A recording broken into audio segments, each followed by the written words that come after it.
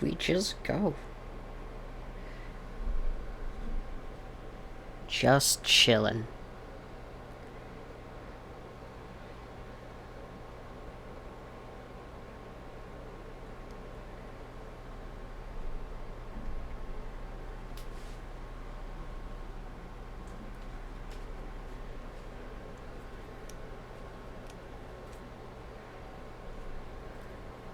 Eat these hands.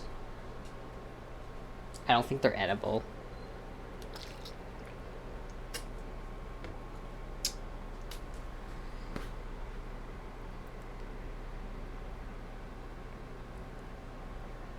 Let's see. How do I do any of this?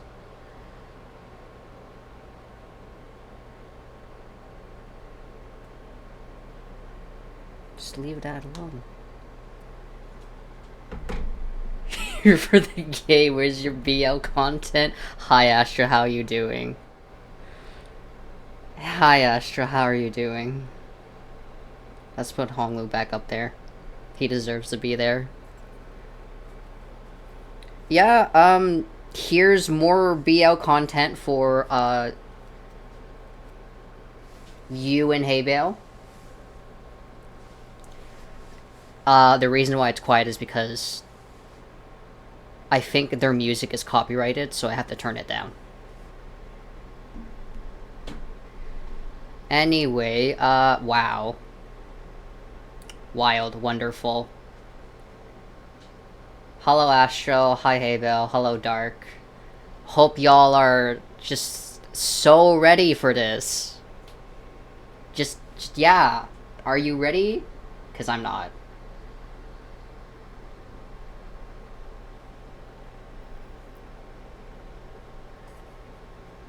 Not if it's too late. I mean... Okay, alright. Let's go. Yeah, so there's no music, and that is because, I think... I think it's copyrighted, so... Let's go with a new stream. Yeah. You should turn music volume to 0 in order to disable copyright music. Yeah. So, there's gonna be no, music, but there is gonna be, like, sound and voices and stuff, so... Let's go.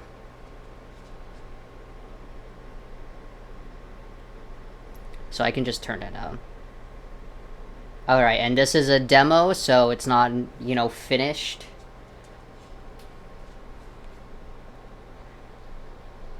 Hell yeah. For an older audience. Content warning, let's go! This is for an older audience, so at least be, I don't know, 18 plus or something. There's horror in it. And death.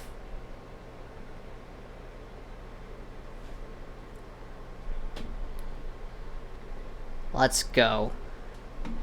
Oh, I'll probably be doing, most of the voices, but if any of you, want to join me in voicing some of the people, feel free to. Haybail is gonna join later, because, they need everyone, in their house dead asleep before they can actually go on a Discord call.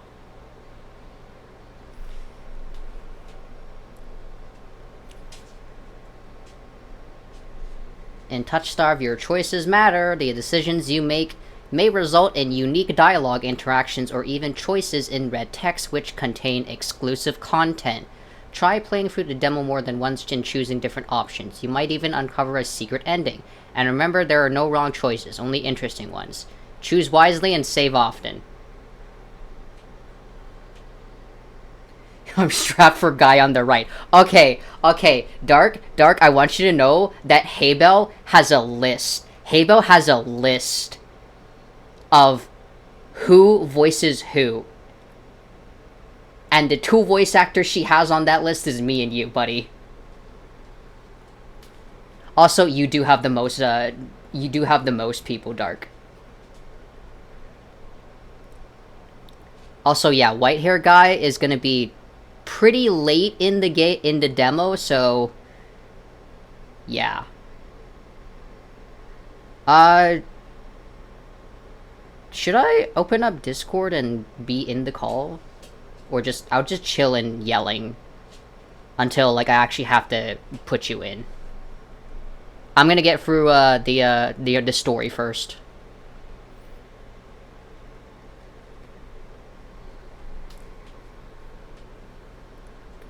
Okay, left click, progress dialogue, text and dialogue. Yeah, okay. I just choose your name. Oh! Name! Wahoo! It's time to name a person. NPC holder. Astro, you want to put your name in there? I'll do it. Alright, Astro, let's go. Alright, there you go. There you go, bud.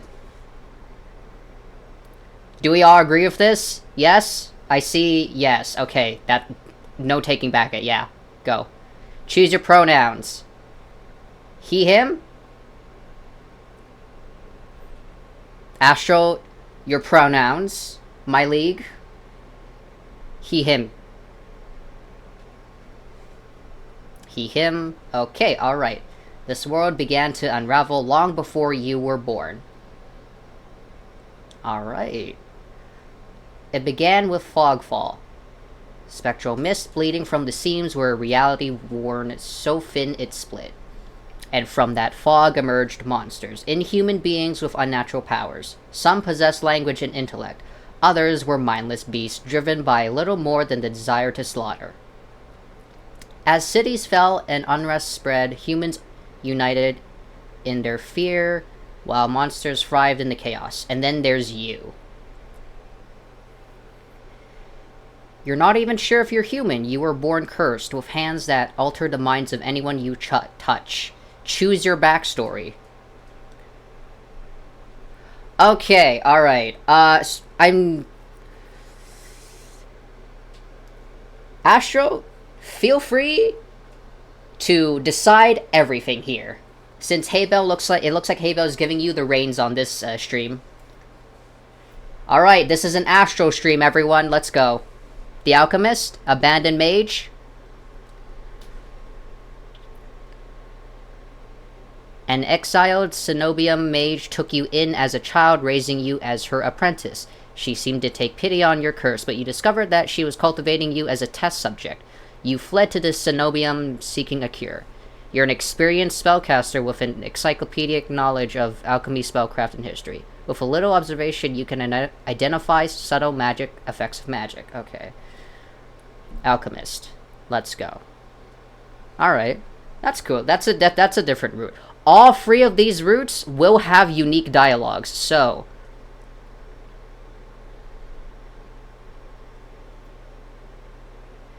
Okay. Alright, your name is Astral. You selected he, him pronouns. Your backstory is the Alchemist. Is this correct? Alright. Yes. Okay. Alright. Got that. Let's go. Alright, let's do this. It's time for me to read once again. Okay. The wasteland stretches as far as the eye can see. There's nothing out here but death. The ever-present stench of decay and countless sun-bleached bones cast like seeds across the barren land. I could say death doesn't scare me, but to tell the truth, I'm desperate. It's been 2 weeks since I've joined a caravan bound across the wastes. Finding a group that would accept me was a trial in itself. As rations grew sparse and my canteen ran dry, I began to despair. But then I saw it.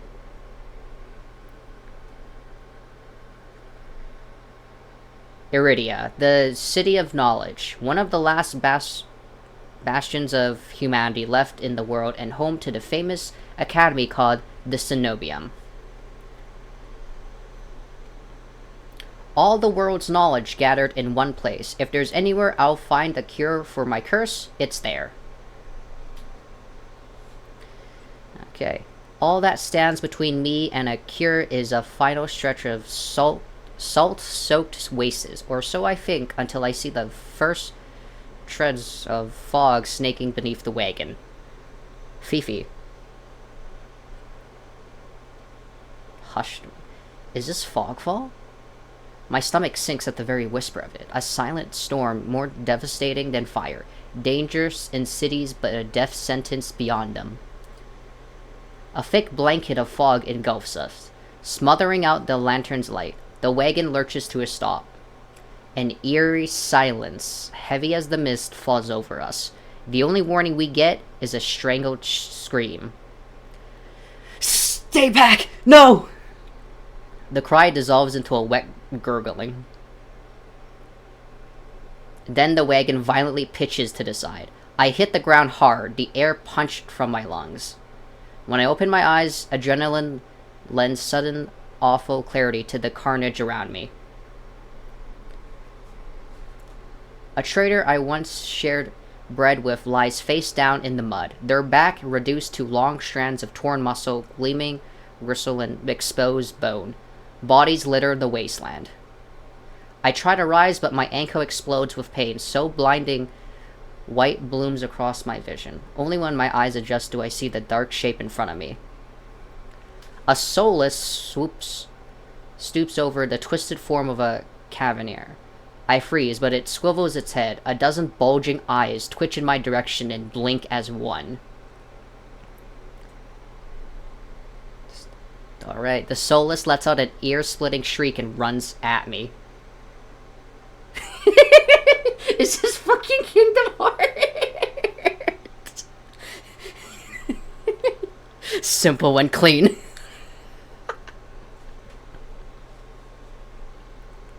Man, I miss Kingdom Hearts free. But right before it reaches me, the beast barrels past, vanishing into the mist. Distantly, a horse screams in the dark. I need to move now. Interesting. Alright, Astro. It's choosing time. Do you run for the city or head towards the wagon? Run to the city. Okay, go. Run to the city.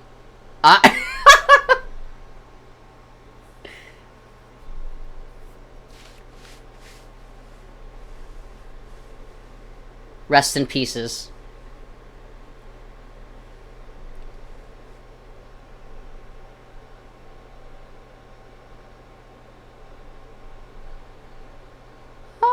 You want me to go back and choose the other option, or do you just want to stick with this one, Astral?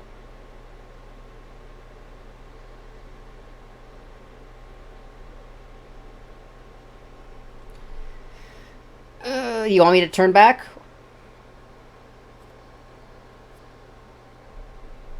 We could restart.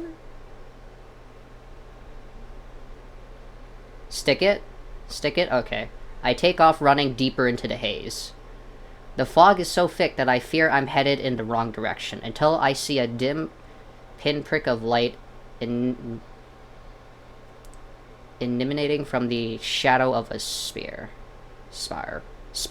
It's faint, but it's enough. I came too far to die here. Rapid footsteps echo all around me. I turn in circles, frantically searching the opaque mist for the source, but the fogfall twists and stretches sound. Suddenly, the cavern's driver bursts forth from the fog. Our eyes meet too late. He slams into me, knocking me to the ground, and slips in a patch of mud. The Solus falls on him as soon as he slows. There we go. It catches the driver by his throat and rakes his stomach with razor-sharp claws. He comes apart like wet paper, spilling intestines and visceral in a steaming tide. Fighting the urge to heave, I claw frantically through the slippery muck for a handhold. Shit!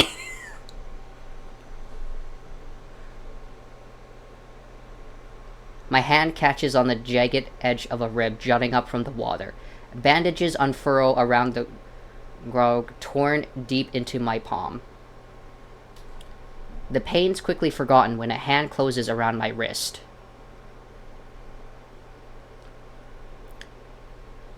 Can you stand? One of the travelers from the caravan leans over me. We need to run. They reach for my hand, and I realize too late that my bandages have come undone. That's you, Astro, that's you, right there. You have cursed hands.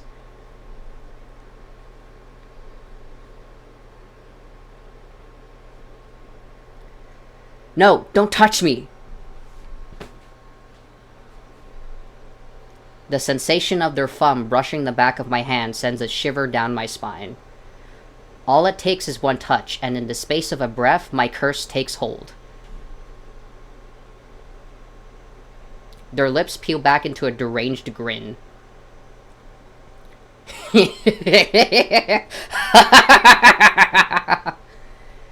No, I've seen this face countless times before. This is my curse, madness of my own making.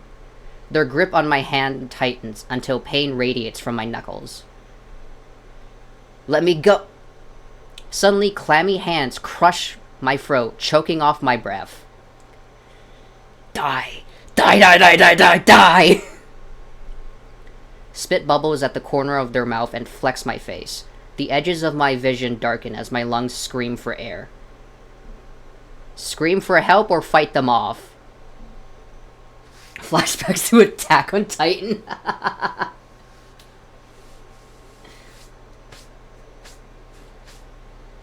Fight them? Final answer? You fight them?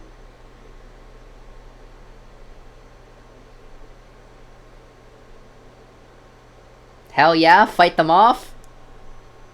Deck 'em. Catch these hands. My nails gouge deep into the traveler's wrist, but no matter how much blood I draw, they didn't flinch. The more I struggle, the tighter their grip grows. My pulse hammers in my ears, slowing with each thudding beat. This can't be happening. I'm going to die, and not because of the fog fall or the solace, but because of my own curse. Tears sting in my eyes. No. No, no. Not here. Not like this. The hands drop from my neck, leaving me wheezing for air. My lungs burn with each ragged cough. My vision clears and the traveler's face takes shape, hovering inches from mine. Lips still split with that macabre smile, even as blood steeps between their teeth. They give one last shuddering breath and then slum over the claws hooked through their stomach. It's fucking back. The soulless shoves the body aside, and the glowing eyes studding its leathery skin, thin as though grinning. Crunch. There's a flash of claws. Red spills across my vision. I thought there'd be pain, but as I sink into the murky water, all I can feel is the grit of slit filling my mouth and the icy embrace of shallow water. Distantly, I notice an arm resting among an outcrop of reed, mine neatly severed at the elbow. It should have taken both arms. Without them, maybe I could have survived. Maybe I could have had a home. Instead, I'll die cold, alone, and face down in a desolated wasteland. A fitting end for a monstrosity like me. That's it, that's the end, there you go! We died! Just kidding, just kidding. If this is death, it's not as bad as I feared. The cold is gone, as is the choking stench of bog water. I could drift forever, cocooned in oblivion, until all thought and sensation vanished. No curse, nobody howling at me in the madness and terror. Nothing at all. The thought has a terrible appeal to it.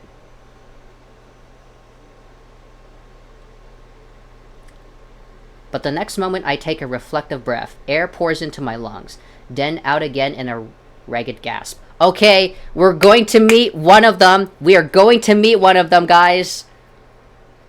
Haybail? Haybail? Yes? Yes, it is.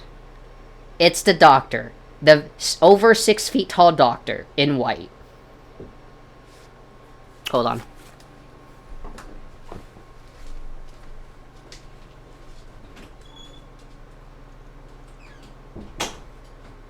Alright.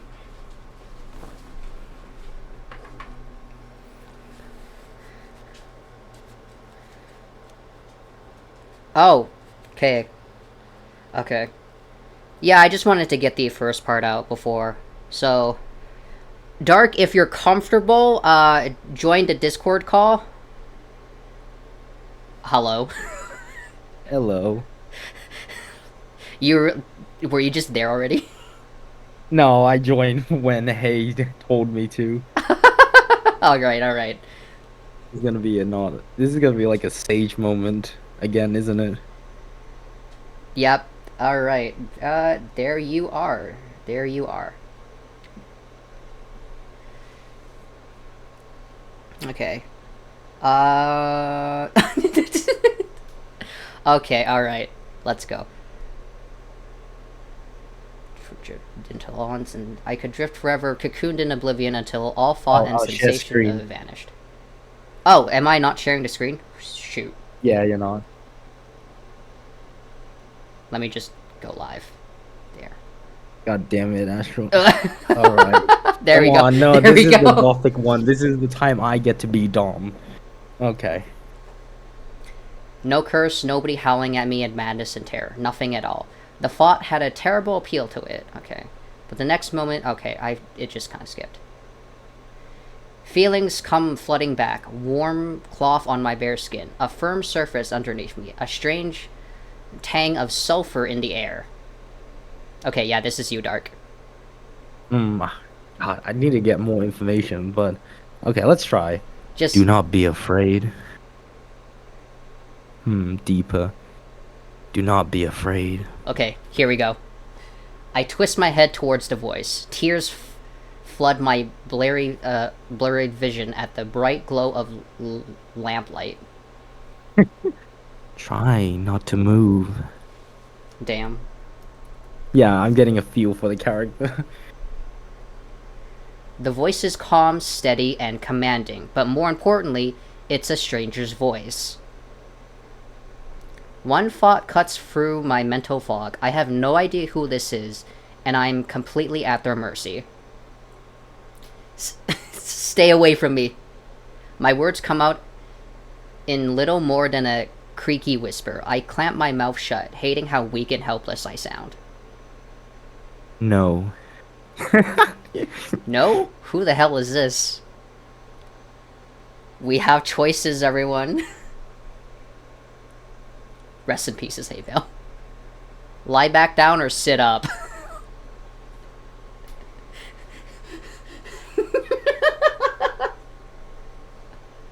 Ashtor, are you gonna sit up or lie back down for the doctor?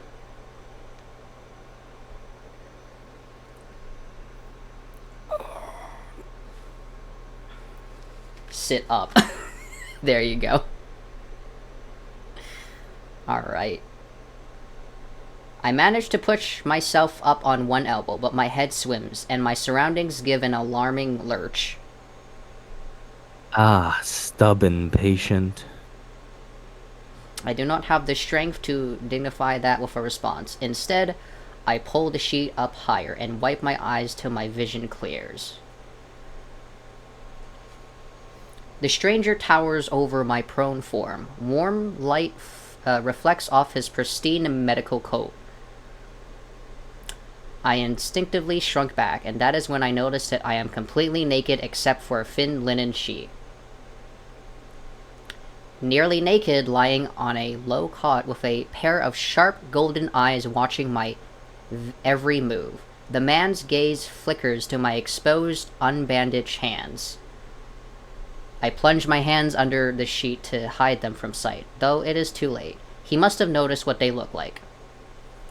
Strange. Cursed. Inhuman. I brace myself for his inevitable suspicion and disgust, but his expression doesn't even flicker from that courteous smile. He just watches in passive, pallid silence as I struggle to make sense of my surroundings. Where am I? Who are you? Be calm. You are safe here. Whoever this is, he clearly has no idea who or what I am. I've never been safe anywhere with anyone. Even my own mentor, my teacher, thought I was nothing but a convenient specimen to be used and discarded.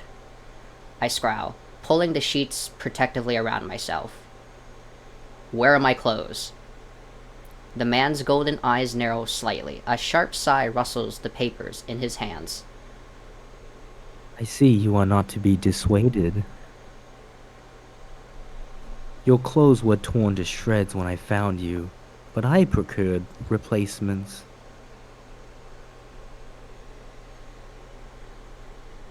With a soft creak, he stands from his chair, giving me a better view of my surroundings. I seem to be in some sort of medical clinic. Bottles of silvery alchemical concoctions line in the counters in a neat row. Wait, what? The air makes my nose twitch, a faint whiff of smoke and something distinctly metallic that I can't quite place. The doctor produces a large, dense bundle of cloth, which he sets at the foot of my cot. He's easily a head taller than most, and I have to crane my neck to look at him.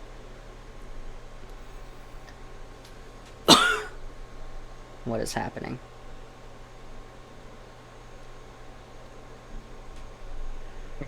Alright. Astral, Hay says they see you better. Wait, what? Is batter in the... Yes, batter is in the coal. Fine. Alright, cool, fine. It was just a show VC. It's a BLVC batter. Okay, thank you. I should be polite if I can, especially since I don't know who this is, what he can do, or what he wants with me. Thank you. You are welcome. I'll leave you to get dressed. Batter, why are you here?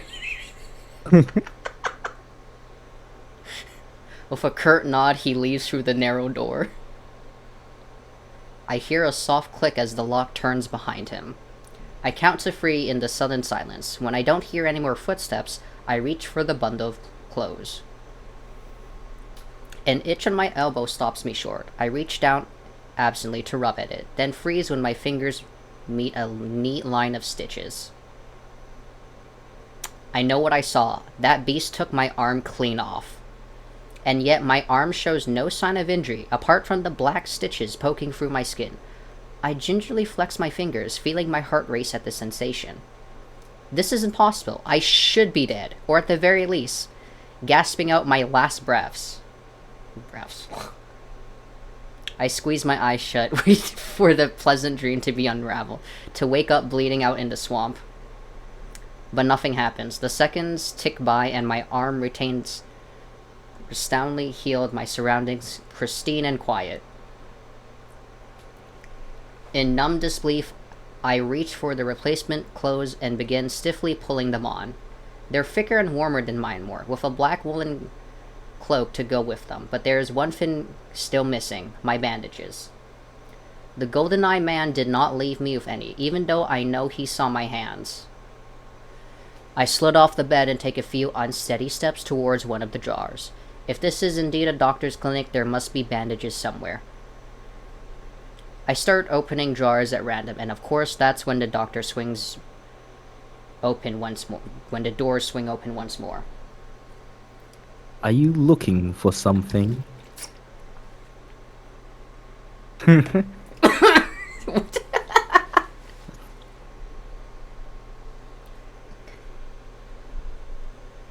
thought I was gonna announce it again. I did not have access to Discord until like Literally like 950.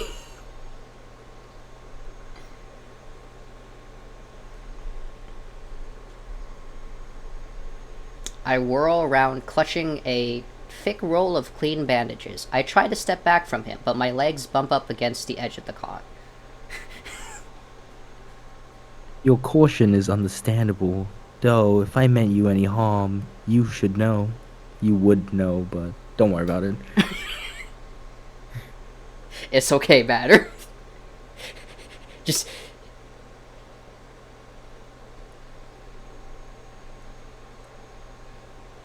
Okay. That doesn't make me feel better in the slightest, but he makes no move towards me, so I quickly wind the bandages around my hands. The glowing scars and molted skin disappear under a layer of clean white cotton. May I ask why you need additional bandages? I clench my jaw. I knew it would only be a matter of time before he asked about my hands, though the way he does it is strangely roundabout. Cleared for... Sometimes I just, I hit the stream and I'm just like, did I forget something? Nah, we're streaming now. I forgot to literally tell people. Oh, Astro, it's time for you to choose. Say nothing. Is that your final answer, bud? You got nothing to say to, the, tall, sexy doctor that Hay is simping over?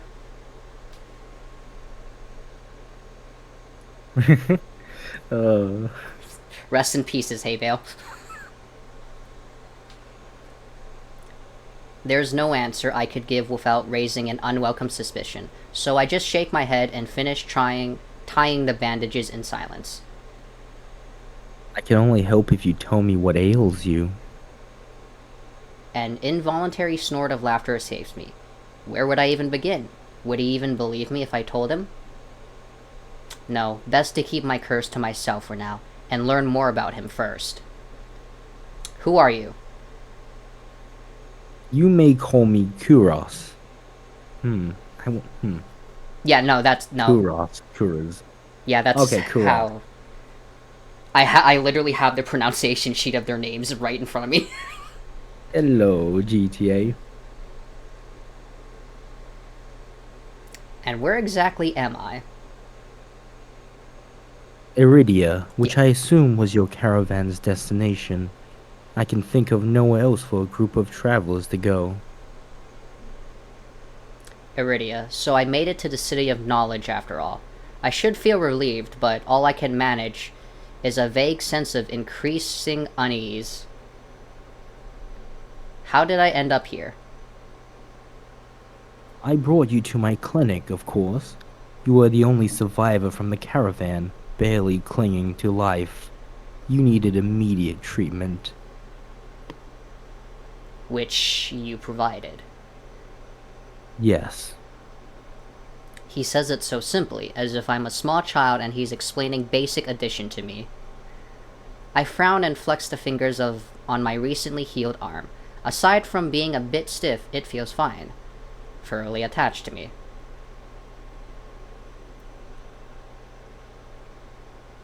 It's GTA? Okay, you know what? I don't... Maybe we should switch to another voice channel or something? Yeah, make a channel that just says BL. Shit, okay. There we go, just a silence. What's Eternal yelling?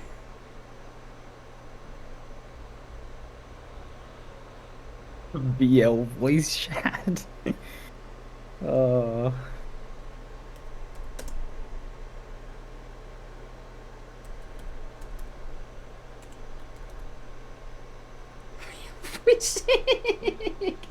There, BL voicing. All I don't right, know why sorry you to prefer ban him you, yelling but you right now. probably don't want to see the BL, I'm guessing, GTA.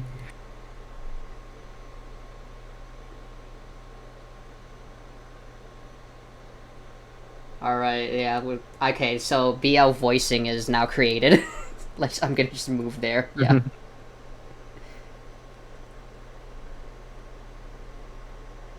Looks like you're in another voice channel. Are you sure you want to switch to via voice sync? Fine, confirm. There we go. Okay, let's see.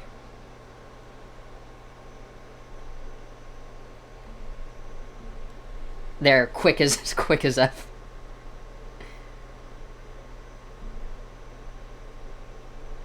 Okay. It's still public. Listen! Listen! Listen. I'm not that good at using Discord, okay? I'm literally streaming right now, please. You're saying that you stitched my arm back on? Oh, you forgot to share. Oh, I'm going to kill. Oh, it's fine, GTA. Well, I said it's fine. I don't know about I'm gonna you. jump off a cliff.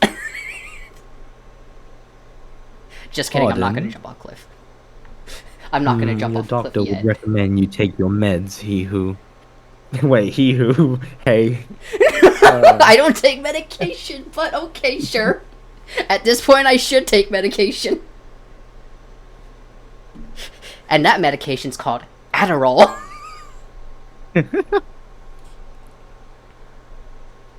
Alright. Let's get back into the game now that that's done. A Solus attacked the caravan. It ripped everyone to shreds. It tore my arm clean off. But when I woke up here, I spent my entire life learning from a Cenobium mage, and I know of no alchemy or magic that could reattach a severed limb. Even if he somehow could heal me by magic, I should detect traces of it, but I sense nothing out of the ordinary at all. The doctor, Kyros, pinches the bridge of his nose. He sits back down in his chair, quiet for a long time. I do not know where you come from, but Aridia is the city of knowledge and deadly secrets alike. Information is power, and it is most unwise to give or receive it freely. Since you have refused to divulge your secrets, I will not divulge mine. I do not even know your name. I was just... You are new to Aridia, so I will overlook this specific breach of etiquette. However, you should not expect others to extend the same courtesy. Do you understand? He looks pointedly at my freshly bandaged hands. Loath the thought. I am to admit it, he has a point. I am also a complete stranger to him, and if he's telling the truth, he saved my life.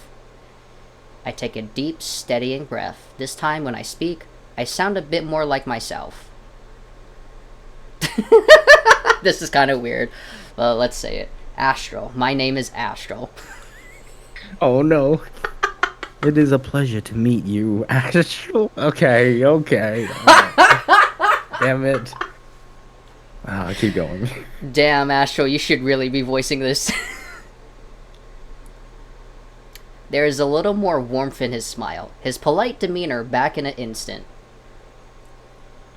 Astral, are you still here? It's time for you to choose, buddy.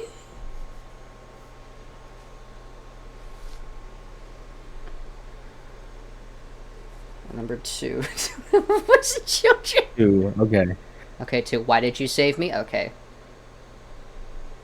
If there's anything I've learned, that it's...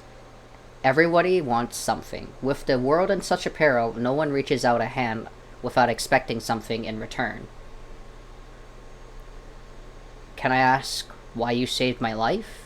You don't know me. The question seems to startle Kyros.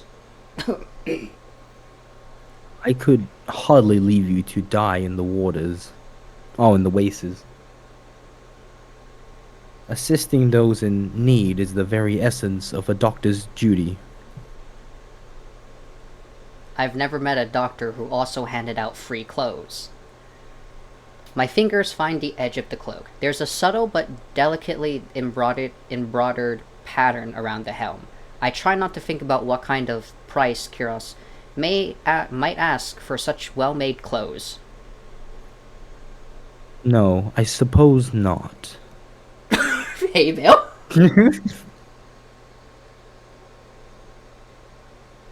Forgive my presumption. I rarely come across so fascinating a patient. I blink. What did he say? What did he just say? Ah, I simply meant that few would cling to life so resolutely, or brave such a perilous journey to Iridia. I could not help but being curious about you, Astral. Pain, why do we have to make the name Astral? I was gonna go with like a gender-neutral name like Ming. No, hey, you made like OCs on the spot, damn it. I could have made an OC right on the spot, or a name on the spot, Uh, but we had to stick with okay. this. So Okay, keep going. just keep going.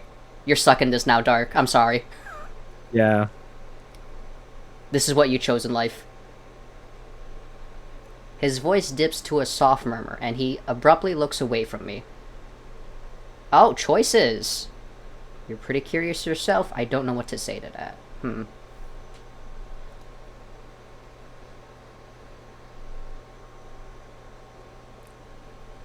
Astro, choose something for yourself.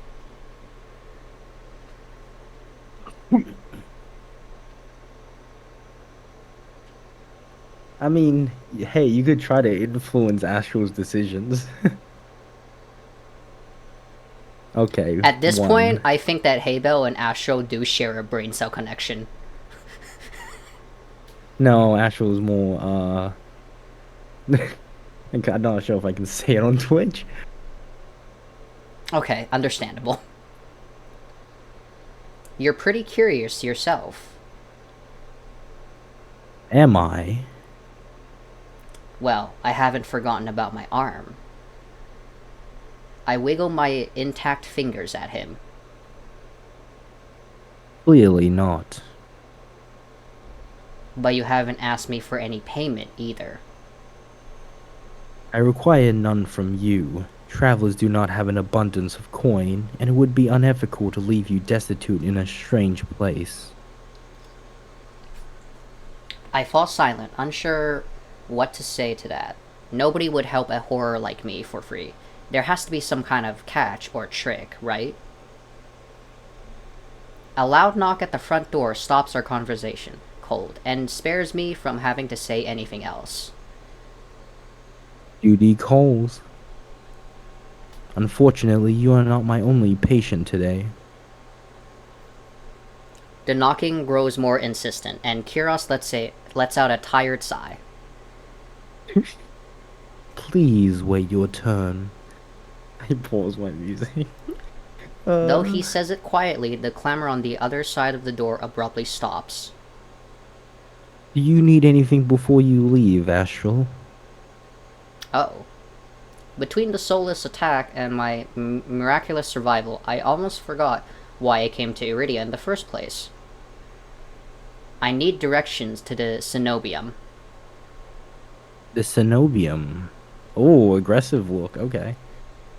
The look on his face is downright chilling. He pauses, choosing his words with cold deliberation when he speaks again. Whatever you seek, it is very unlikely you will find it there. The Cenobium's gates open for precious few visitors. Even if they did, you would not like what you found inside. My heart sinks. Is he saying that I came all this way for nothing? Risked life and limb for nothing? No, that can't be. I only just arrived, and Iridia's the largest city still standing. There has to be a cure for me here. Then, if not the Cenobium, where would you suggest? Do you know anywhere else in Iridia? I shake my head. Then I suggest a local guide. Head to the Wet Wick and ask for Leander. Excuse me? The wet what? The wet wick. He sounds deeply unamused. Follow the postings advertising Leander's bloodhounds. They are difficult to miss. When you meet Leander, tell him I sent you. That isn't much to go on, but Kiros points towards the clinic's back door. You will be safe so long as you do not draw attention to yourself. That's easier said than done. I've always been a magnet for the worst sort of attention. If you require my assistance, you may return whenever you wish. Though he is smiling, there is a note of finality in his voice. Resigned to my dismissal, I slip out the back door. I find myself standing in a narrow and rather gloomy alley. I pulled a new cloak up over my nose, stepping over the contents of chamber pots that have been emptied into the street. Something weighs heavily inside one of the cloak's pockets, my coin purse. Oh, shit. Ooh. Okay, there we go. Hold up. Fifi. Fifi strikes Fifi. again. Oh, no, she's just... I don't know what she's doing. She's just licking my leg.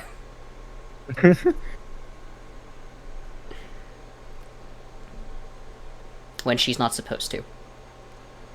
Everything is still inside. Every last coin that I scrapped together for the journey to Iridia.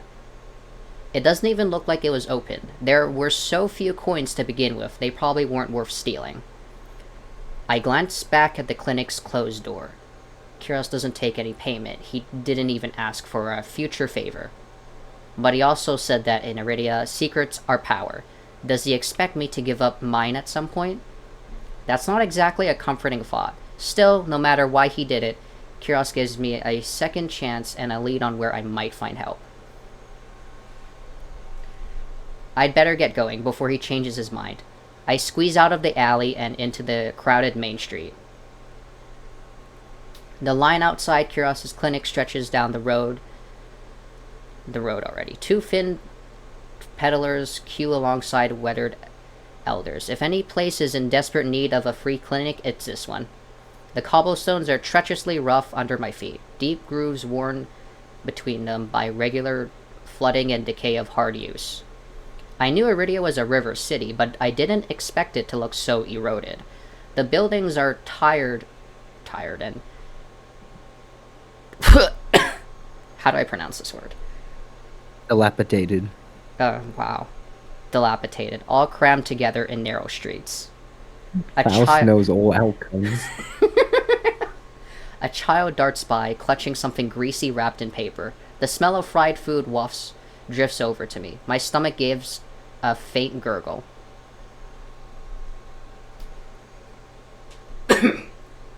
This morning's finest catch! Yeah! This morning's catch, fried up hot and fresh. Not too many eyeballs today. That was great. That sounds disgusting, but I'm starving, so I duck my head under the stall's grubby awning. A large fish leers up at me, its free, bulging eyes still visible through the thick layer of crispy batter. The vendor gives me a gap-toothed grin. What's the cheapest thing you got? The vendor points at a metal basket of what looks like long strips of savory fried dough.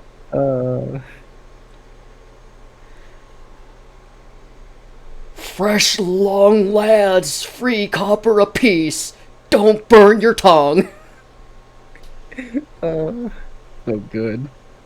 I take the coin out, counting them gingerly. At this rate, I might not even be able to afford dinner. Reluctantly, I drop the payment on the counter and take my meal.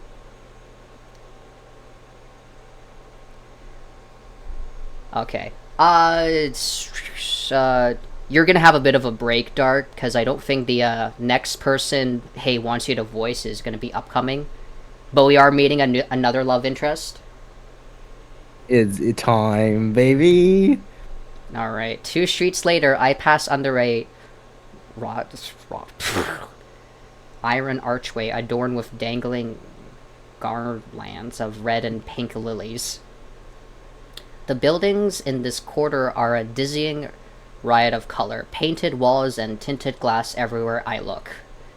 Sheer red and pink curtains flutter in the open doorways. Musical voices call out invitingly. Incense mingles with the pungent scent of flowers, barely covering the salt and musk of warm bodies. This must be Iridia's entertainment district. I'm polishing off my food and dusting the crumbs from my hand when I spot a poster.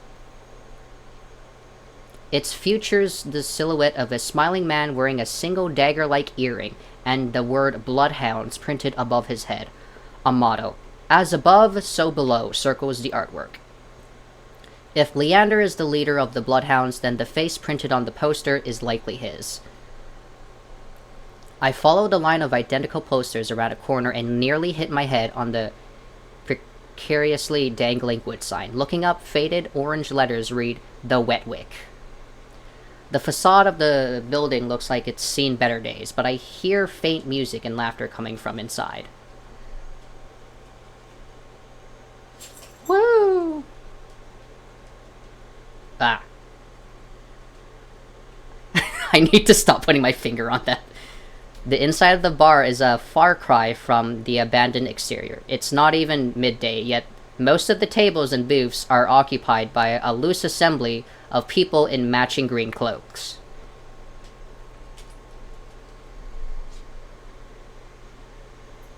I'm no stranger to bars. Sometimes I would take my books to the local tavern for a change of scenery, but I much prefer quieter places.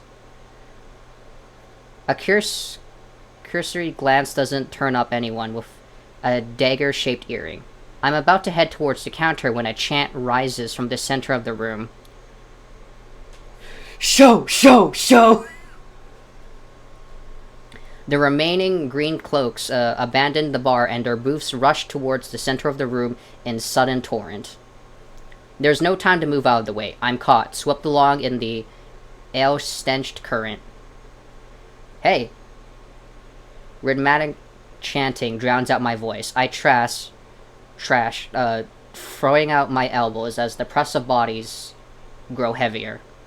My hip knocks into a table. I grip it, holding on tight to steady myself. But the crowd had still. The chanting stopped. A pair of gilded boots stride across the tabletop.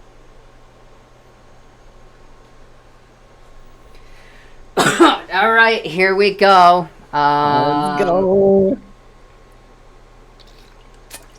Wow, I love how it's just a body shot.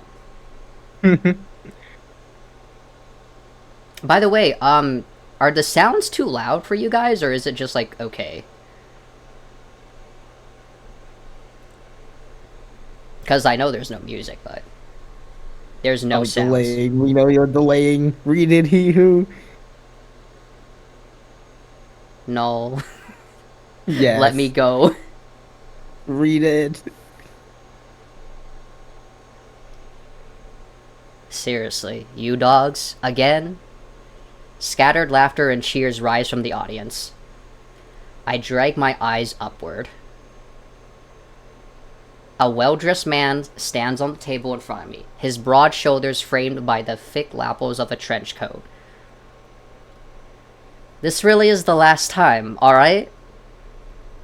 This time, when he speaks, the audience falls silent, as though bewitched by his magnetic presence or rich, low voice. A rich, low voice, sure. Yeah, that's you. But nothing is captivating as his smile. He beams at the crowd around him, a performer in his makeshift stage. Don't blink, or you miss it. He laughs, and the dagger-shaped earring dangling from his left ear catches the light in a flash of gold. It would have seemed I found Leander. He raises his hand above the audience and snaps.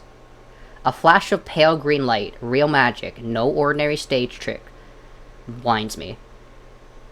Oof. As the brilliance enables my gaze refocuses on the mage towering above me. He flicks his wrist and the magic spiraling around him. How in the world? Coalesces. Coalesces. Okay. A delicate flower stem sprouts from between his pinched fingers. One by one, glowing lily petals spring forth. With a flourish, the mage presents the conjured flowers. The audience bursts into clapping and cheers. My mouth hangs open, and not just on account of the impressive performance. There is no incantation, no spell circle. I've never seen something so beautiful and intricate, conjured so effortlessly. Leander must be an incredibly gifted mage. No wonder Kyros recommended him. Leander plucks the, iridescent bonnet? It's like bonquet, right? Oh, bouquet? Oh, the fuck! Sorry, I wasn't paying attention. I pronounced that so bad. Bouquet. Bouquet, okay. Out of the air and turns into a slow circle, giving his audience a good look. I'm just gonna ask you, like, how to pronounce things, Dark. Now, who could use some good luck? Eager onlookers scoot closer to the table. Some reach for the lilies while others whistle and call Leander's name. But his cool green eyes slide right over them, locking on me instead. How about you? Oh, let me drink some fucking water. My chest tightens. Every person gathered turns to stare at me.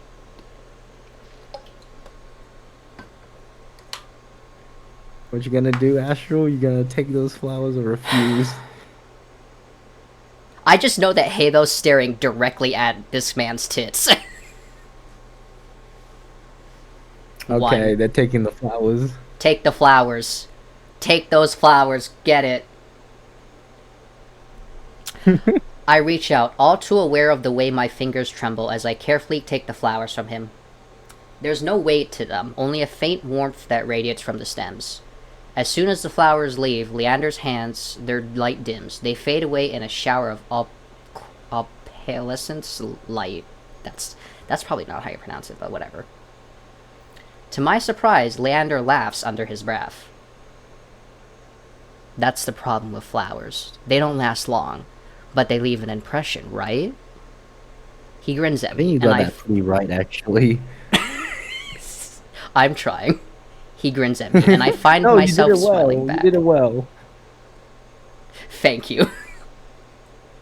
Leander steps off the table, dropping among the excited crowd with an audible clink. Alright, bloodhounds. Get back to your drinks now. Get back to your drinks. Show's over. The green cloak disperses at his command, returning to their tables and booths. Before I can make my way towards Leander, his eyes find me. He gives me a friendly wave, then beckons me over to the crowded counter. I manage to squeeze beside him, but there's so little room that his broad shoulder presses against mine. I tense, but he doesn't seem to mind at all. Is this your first time here in Iridia? He says it lightly, with a genuine air of curiosity. Do I stick out that much? No, but I'm certain I'd remember seeing a face as lovely as yours in Lowtown.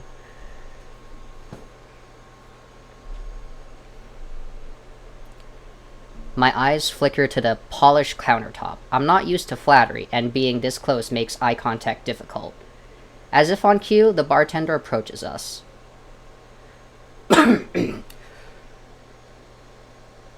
What can I get ya? Surprise me, and add anything my friend wants to my tab. I wasn't expecting the generosity, but I have to admit, I do feel a little thirsty after all that fried dough. Astro, choose drinks. Alcohol or water? Haybail just choosing, okay.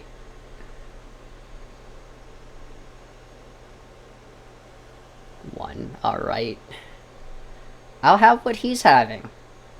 While the bartender leaves to fix our drinks, Leander leans his elbows on the counter. I'm close enough to notice the purple shadows under his lower lids. His eyes wander over in return, but when they lock on my bandaged hands, a sour taste rises in my throat. Here comes the question. So, what brings you to the Wick? Kiros sent me. He pushes his hair back from his forehead, but it immediately falls right back into place. So, it's about work. The bartender returns with a pair of glasses filled with what I can only assume is beer. I raise my glass and give it an experimental sniff. It smells faintly yeasty, but with an undercurrent I can't quite place. A quick sip confirms my worst suspicions. It's awful, somehow briny and sour in a way that reminds me of pickles. But any thought of complaining dies the moment I look up and see Leander taking a deep swing from his glass. He lets out a satisfied breath. How can I be of assistance? I need to get the Cenobium. As soon as the word Cenobium leaves my mouth, the entire bar falls still.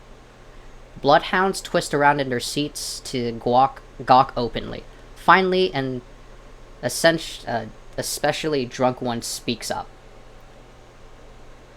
The hell are you bringing up the Cenobium in here?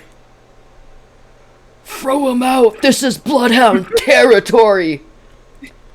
Oh, that old voice is so good. I'm very good at speaking like an elderly person.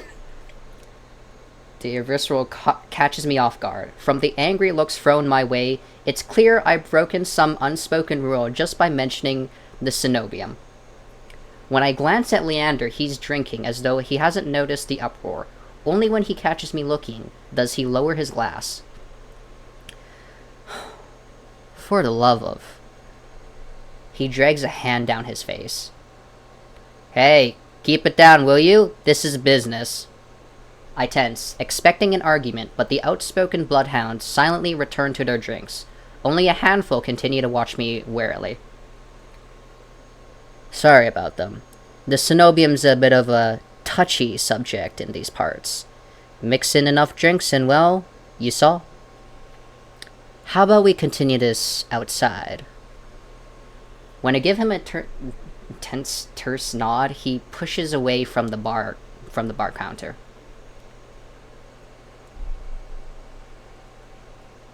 I follow Leander to an alleyway tucked behind the wet wick, where layers of frailed Bloodhounds posters have been plastered to the walls. Seeing them side by side, the resemblance between Leander and his likeliness on the posters is impressive. Kiros didn't send you here for help with the Cenobium, did he? From the look he gives me, he already knows the answer. I glance away. No, he didn't. He suggested I find an alternative. Yet, here you are, asking about them anyway. What do you need the Cenobium for? I don't want to tell him about my curse. The less people know about my capabilities, the better. Thankfully, Leander takes my reluctant silence as an answer. Well, I see you're already aware of the city's currency. Information's worth its weight in gold here. Kiros told you the truth. The Cenobium's dangerous. Get on their bad side and they'll imprison you if you're lucky, or torture you if you're not. Torture? My teacher never described anything like that. But the Cenobium's supposed to be a place of learning, a sanctuary.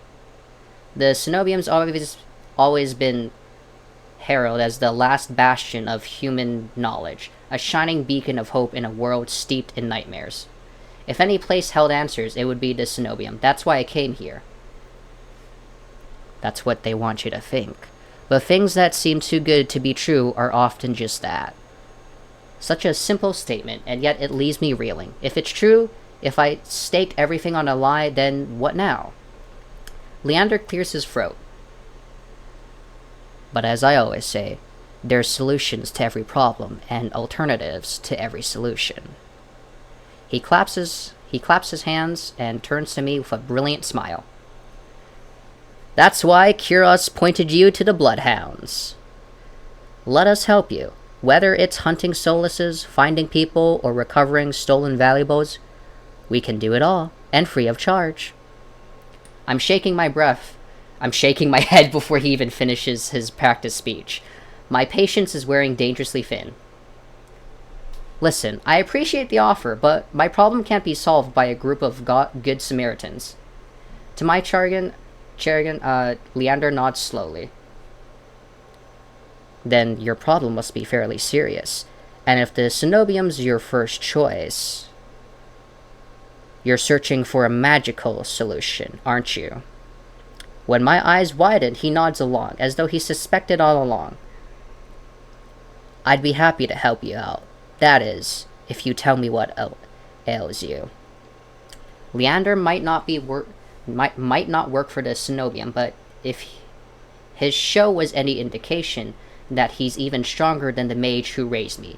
She couldn't do anything about my curse, but maybe... I'm silent, plagued by indecision. I don't know if I can trust him, but it's not like I have any alternatives. I hate to admit it, but this could be my only path forward. My confession comes out in a pained whisper. I'm cursed. Cursed? Oh, now I'm very curious. What kind of curse? Something ancestral or more recent? He looks me up and down, taking in my face, my eyes, and finally, my hands. It's your hands, isn't it? I wait till I'm certain. My voice will remain steady before answering. My touch is dangerous. It changes people, hurts them. Before I've even finished, Leander begins taking his glove off. He tugs his left hand free and flexes his fingers. Let's see it.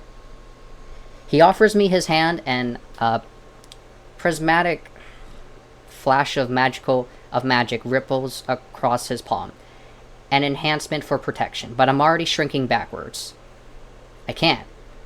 I don't care how confident Leander is. I can't bring myself to hurt him. See his face twist into a mask of madness. Believe me, this isn't an ordinary curse. I'll be fine. Perhaps where you come from, your affliction was strange and one of a kind. But spend a year in the city and you'll see 1,000 curses and thrice as many curses. Do you really think Kuros would send you here if I couldn't handle it? How should I know? I only met him today. I'm as good as any mage in the Cenobium. Better even. If they can help, so can I. You don't know what you're asking me. I'm asking you to trust me. I look from Leander's outstretched hand to his confident smile. Then, with a short breath, I begin unwinding the bandages from my hand. Fine, but if you lose, don't say I didn't warn you.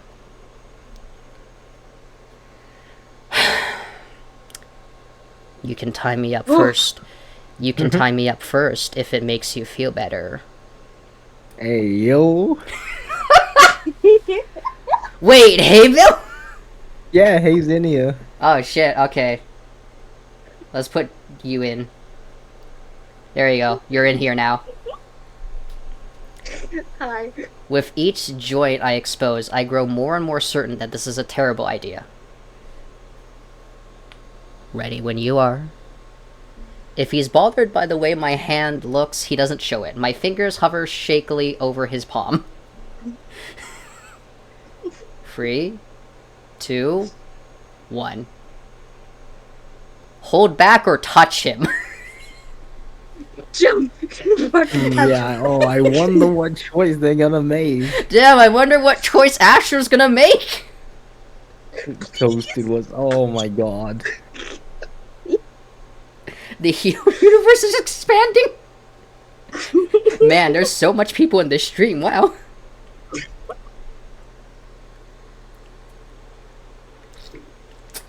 It's definitely touch him. Please. No. No. Flip a two-headed coin. I have to be patient.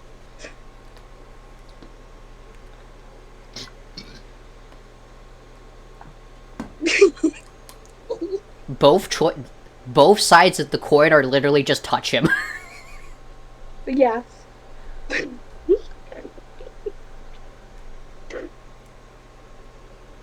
Please just pay. Please. Please, please, please, please, please, please, please.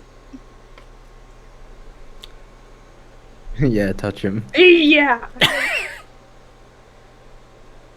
I tap his palm once as quickly as possible. It's barely more than a brush, but that's all it ever takes. When I look at his face, expecting to see the worst, Leander only grins. See? It can't be. This time when I reach out to touch Leander's palm again, he catches my wrist before I can pull away. Oh my god. I told you, there's really nothing to worry about. On the blush. He trails off when my thumb brushes the soft skin of his inner wrist. I search Leander's face for traces of madness, but his eyes remain a clear, soft green. Yes, thank you, Astro. Color rises in his cheeks, but he remains still, except for the subtle bobbing of his throat.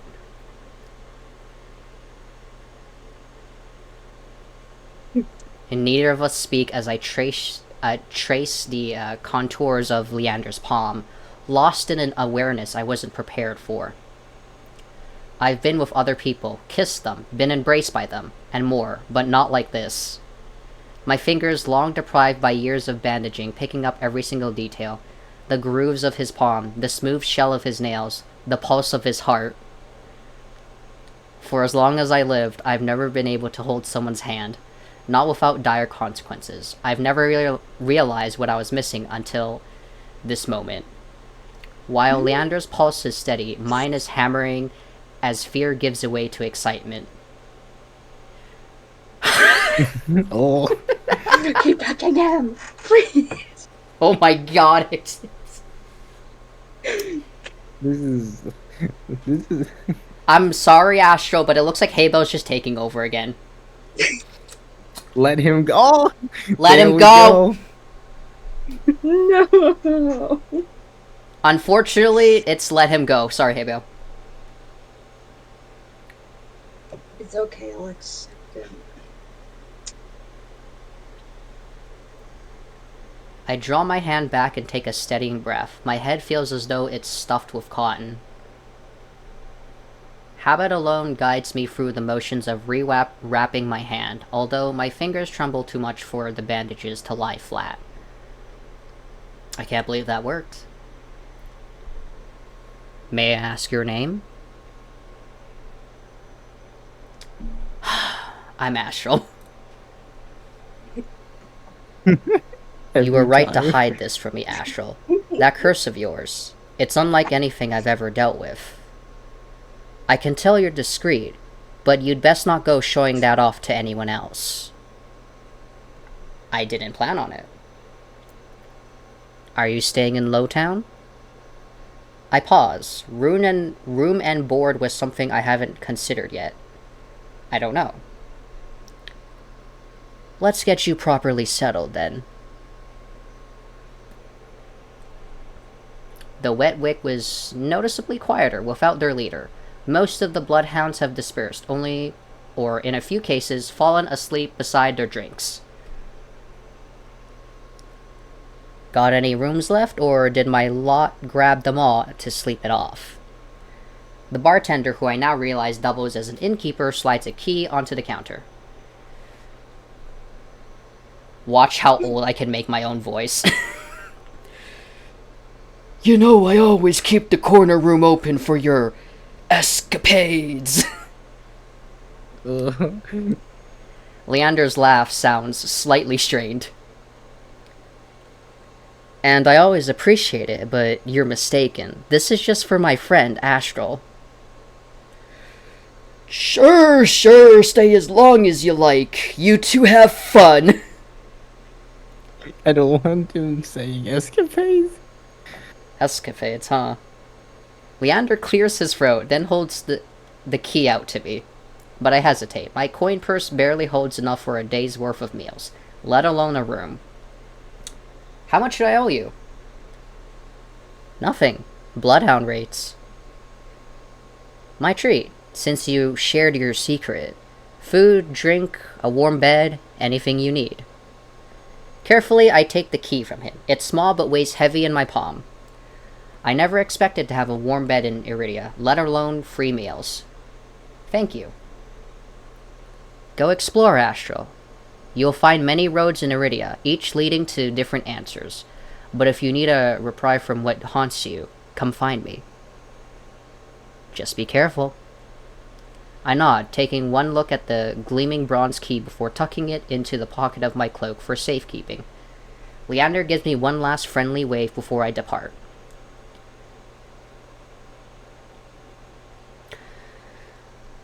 Alright, third love interest is gonna pop up soon. Dark? Oh boy. Dark, this one's for you. Oh, is it who I think it is? Okay, so we've got Demon Horn, the cat or fox ears, and then white hair. But you said white hair was light. Yeah, super, like the last one. No. Yeah. The air clings sodden and heavy. Without the morning crowd, the sunless streets look barren and bleak. Even the peddlers are long gone. Only a pair of crows remain, quibbling over the stale crusts in a gutter. I feel a ridiculous pang of envy. At least they got reason to fight. I've never felt so lost. Kyros and Leander both made it clear that the Cenobium can't be trusted, but I came so far, endured so much. I need to see the Cenobium for myself, if only to satisfy my curiosity. I should have asked someone at the bar for directions before leaving. I'm about to turn back when a shadow passes over me. A cloud, I think, until a puff of hot breath tickles the back of my neck. The shadow runs down the street in rivulets. Formless dark spreads in like ink into bolted shapes. Claws stretch. A muzzle splits open to reveal long, jagged teeth. A growl rumbles so low and deep, I can feel it. I want to run, to scream, but I feel trapped as though the slightest movement or a single breath will snap the jaw around me shut. No, I won't let it end like this. If I'm going to die, I want to see what got me first. I steel myself, then turn. The shadow vanishes as quickly as it came. I'm left standing in the middle of the street, alone, except for a figure reclining in the shade of a nearby stoop. Here we fucking go. I fucking knew. Oh, okay. A monster. That much is This clear. is gonna be entertainment district. Yeah, from a glance. Bro, Yeah. the amount of chest. It's Wait. One that could nearly be mistaken for a human, were it not for the tufted ears, the tail curled around his ankle, or the dusk pink eyes with pupils that sharpen like needles when they fall on me. Our eyes met, and the monster uncrosses his long legs. His hair gleams a shade of red that reminds me unsettlingly. Okay. Unsettlingly of blood where it curls around his collared throat. Jumpy, aren't you? His tone is so light and carefree that I glance over my shoulder to make sure he's speaking to me. When I look back, the stranger props his chin on his knuckles and regards me with an inscrutable little smile. Didn't you see that shadow just now? It was massive, moved like a beast. Even as I speak, I'm aware of how ridiculous I might sound, but the stranger's smile does not falter. The only beasts I've seen are the Wick's drooling regulars, though this did catch my eye. The fucking key. Alright. I want you guys to see this. His legs! Do you see this guy's fucking Oh legs? my god. Wait. His legs! Okay, Straight up. Alright, I'm gonna make chat disappear for a second, but... Here you go, look at him. Oh, Oh my goodness. damn.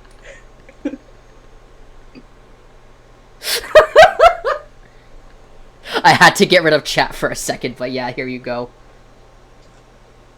This is from Big Hero Pharaoh? Well, no worries, because this is going to definitely be posted on the good old YouTube. Getting Yeah, her. go get her, yeah. Isn't Hero, like, asleep, though? No, Shiro's Who's streaming. Streaming this? She's still alive? It's okay, it's okay, it's okay. You don't have to call her. No, just take a picture and ping her on Discord. You know, it'd be Anyone funny. would like to take a picture of this and, you know, just send it?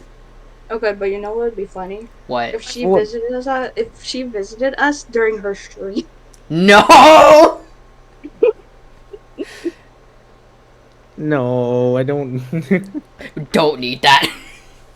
Yeah, we don't need more eyes. We don't need that. But we all know whose eyes are looking at what, though. No, but for real, why did they make him so fucking zesty?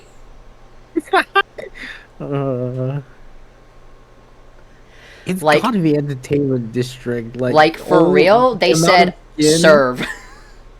the see-through, you know, the see-through fabrics, and then the collar. Oh my god. Oh, Dark, you are going to love this man's dialogue. Love it or Oh, hate it. Okay. Dark, you're going to need to put in Okay. the most Well, zestiest tone ever. Oh. Yep. I'm so sorry, man. Okay, you know, let's just continue with this. My best example of zest is that meme video of like, oh, so good. I don't know. He eats something. Anyway, Let's continue. Chat can come back. Let's go. Yeah, you're gonna hide his legs for a bit. There we go. I mean, you can still see it, but... With a flourish of his hand, my in-room key appears dangling from his finger. It turns on its chain, glittering when it catches the light. My hands fly to my cloak pockets, and sure enough, find them flat. He crooks his fingers, beckoning. I've already taken 2 steps forward before some stifled instinct stops me. Something feels wrong. I'm still on the edge, frumming with so much adrenaline that the stranger's shadow flickers at the edge of my vision. I always attract the worst kind of attention, but I can't get rattled now. Oh, choices! Wow! Who said that's my key and where did you find it? Pick number 1. Of course you choose the most flirty one.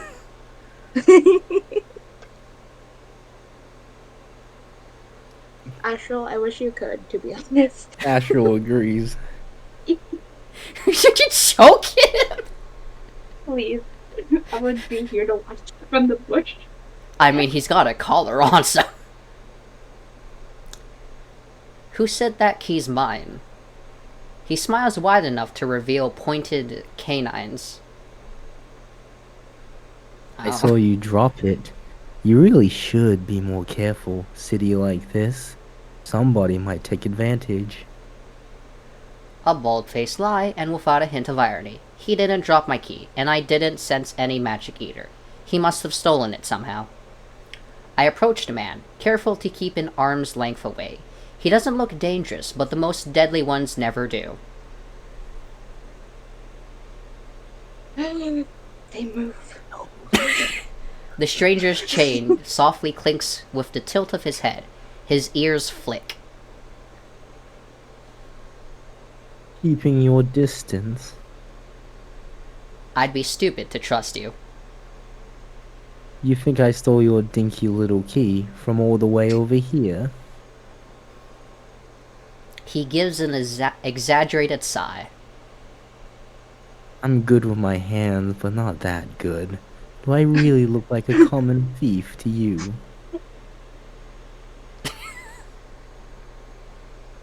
He's got me there. The sheer fabric of his sleeves alone would be too expansive for the most street thieves. Hell, his shoes look like they cost more than I spent traveling here. And then there's the shop behind him. No matter the city, parted pink curtains only ever mean one thing. Yep, entertainment district. Yep. Wow, you're Okay, I just wanna exhausted from this, say- Astro? Get on Haybail's level. I'm not Okay, looking this to... was the- good job, Darky. That was it. I'm not looking to buy, and I doubt I could afford your services anyway. Luckily for you, I don't charge. The man runs the tip of his tongue over a fang, and for the first time since I've stepped into the shadow, I feel something other than dread. My face grows hot. That's not what I meant. I'm flattered, really. Were sex my trade, I might make an exception for you. How about half off or handy? Oh, god damn it. Or you could just hand over my key. Ask nicely and I might even let you tug my tail. Oh my god. Just throw it here. So some spindly little street urchin can snatch it and run? Wait, I have a question. Okay. Can I pretend this was done? What? I don't know what that means, but yes. What? Okay. I don't know. I want to pretend this is, dead. Then. Okay, continue. I'm just gonna continue. He raises my key and tilts his head so he can watch it dangle back and forth. I suppose I could just claim your room for myself. Not that I'd be caught dead slumming in the wick with the rest of those slack-jawed imbeciles. You're obviously not from around here, so tell me, traveler. What misfortune brought you to this wretched place? His voice practically drips with, how do I say this one? I've never seen that word, but yeah, I would imagine derision. Derision. Yeah, it looks like that. Derision. I'm not telling you anything. What could possibly draw you to this dreary little pig pen, I wonder? He listlessly watches the arc of my key swinging around his finger. The weather's shit. The food's dreck. And there's entirely too many monsters for a human to feel safe. Unless... Dagger-sharp eyes flick towards me. They gleam with amusement. Unless you're just dying to consort with monsters. By now my embarrassment has worn away, leaving shimmering impatience in its place. If this is a shakedown, it's the most frustrating one I've ever heard of. Alright, turn him down or flirt back. Here's number 2, my lord. Choose number 2, okay.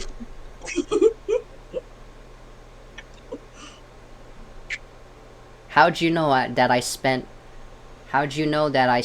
all my money starved and nearly died in a swamp just so I could crawl into bed with the first thirsty monster I saw? That earns me a burst of breathy laughter. He gazes at me under his dark lashes. Aren't you funny? Could you be any more obvious? I have been told subtlety's not my strength. So, your place or mine? Oh. This is the first one.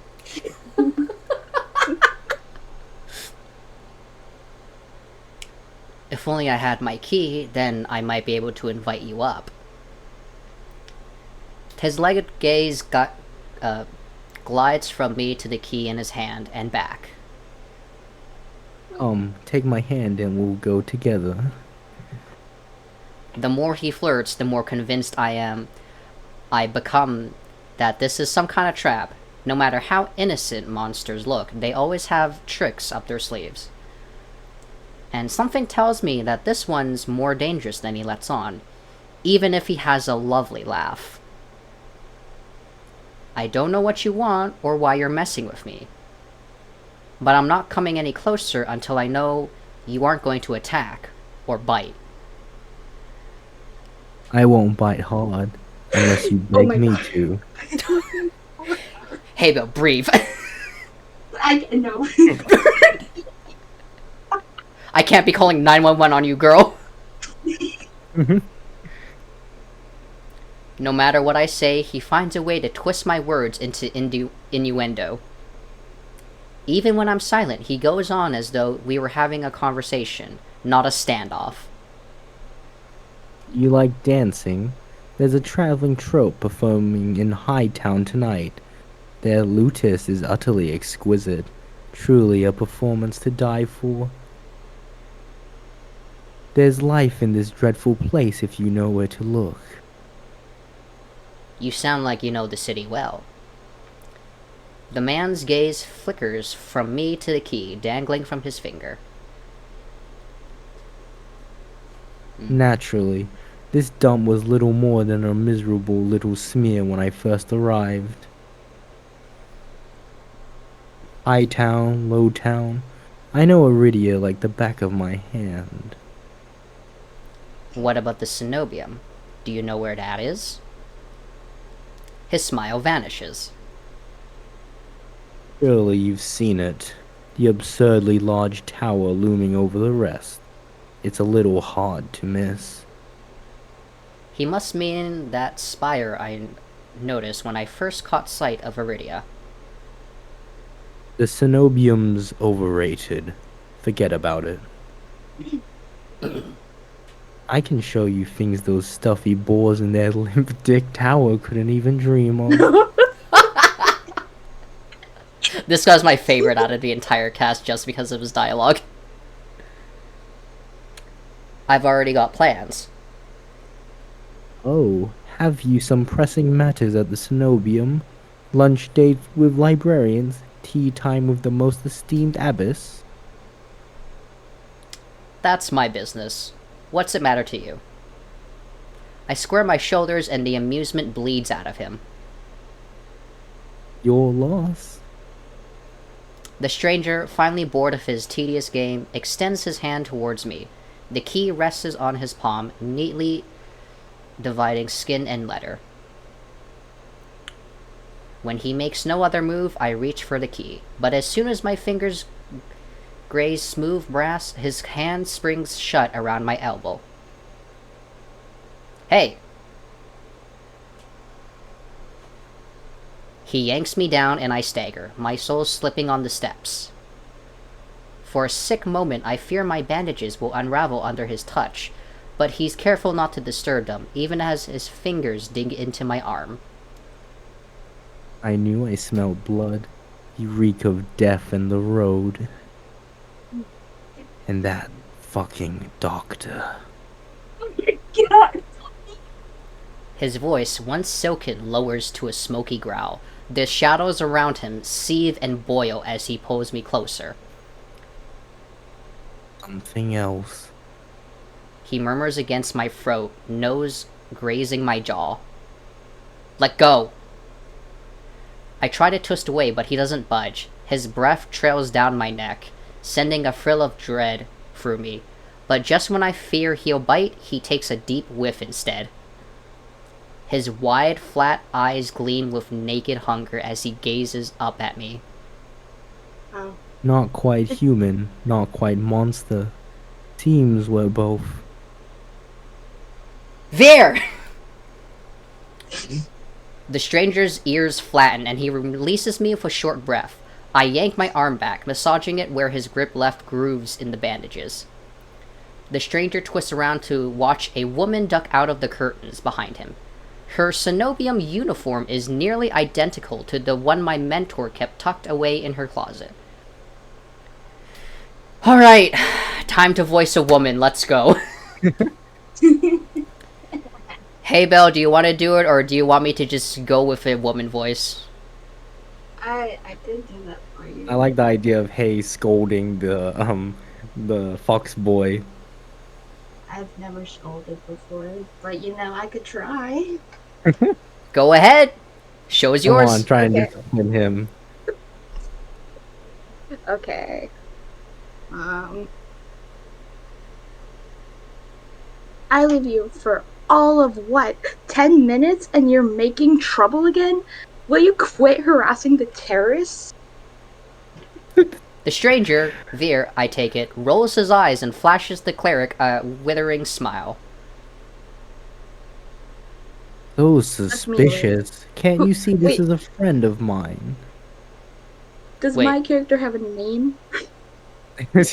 No. What did it say before? Something woman?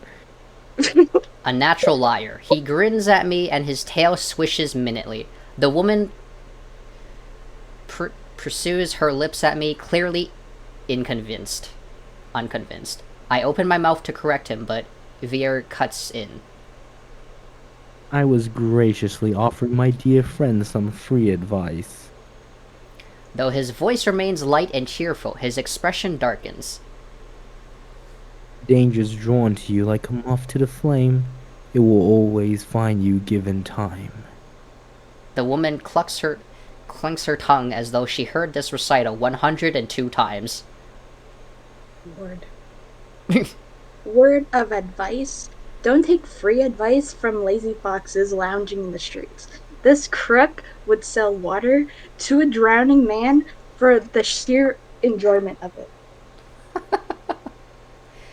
She shrugs off a wilting look from Veer.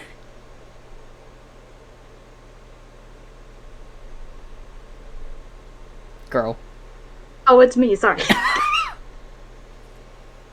Oh, please. Any friend of yours knows it's true. Now hold still. Veer raises gracefully at her approach. He pushes his hair aside so it drapes over one shoulder, exposing the long line of his neck. And suddenly it dawns on me that the jingling I heard earlier wasn't coming from the harness attached to his collar, but a leash.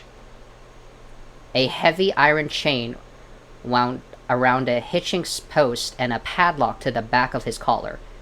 Veer posed deliberately to hide his leash from me. Oh. The woman You own him.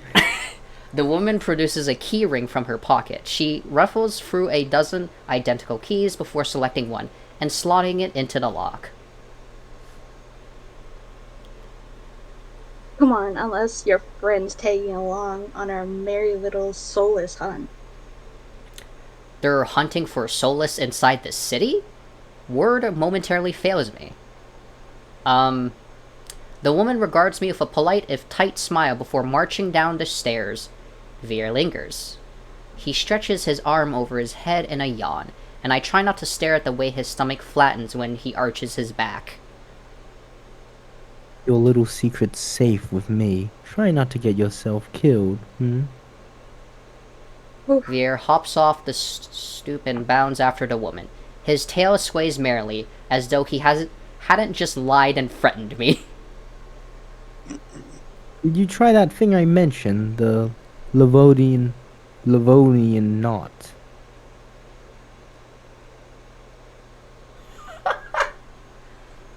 Oh, it's me, sorry. Yeah.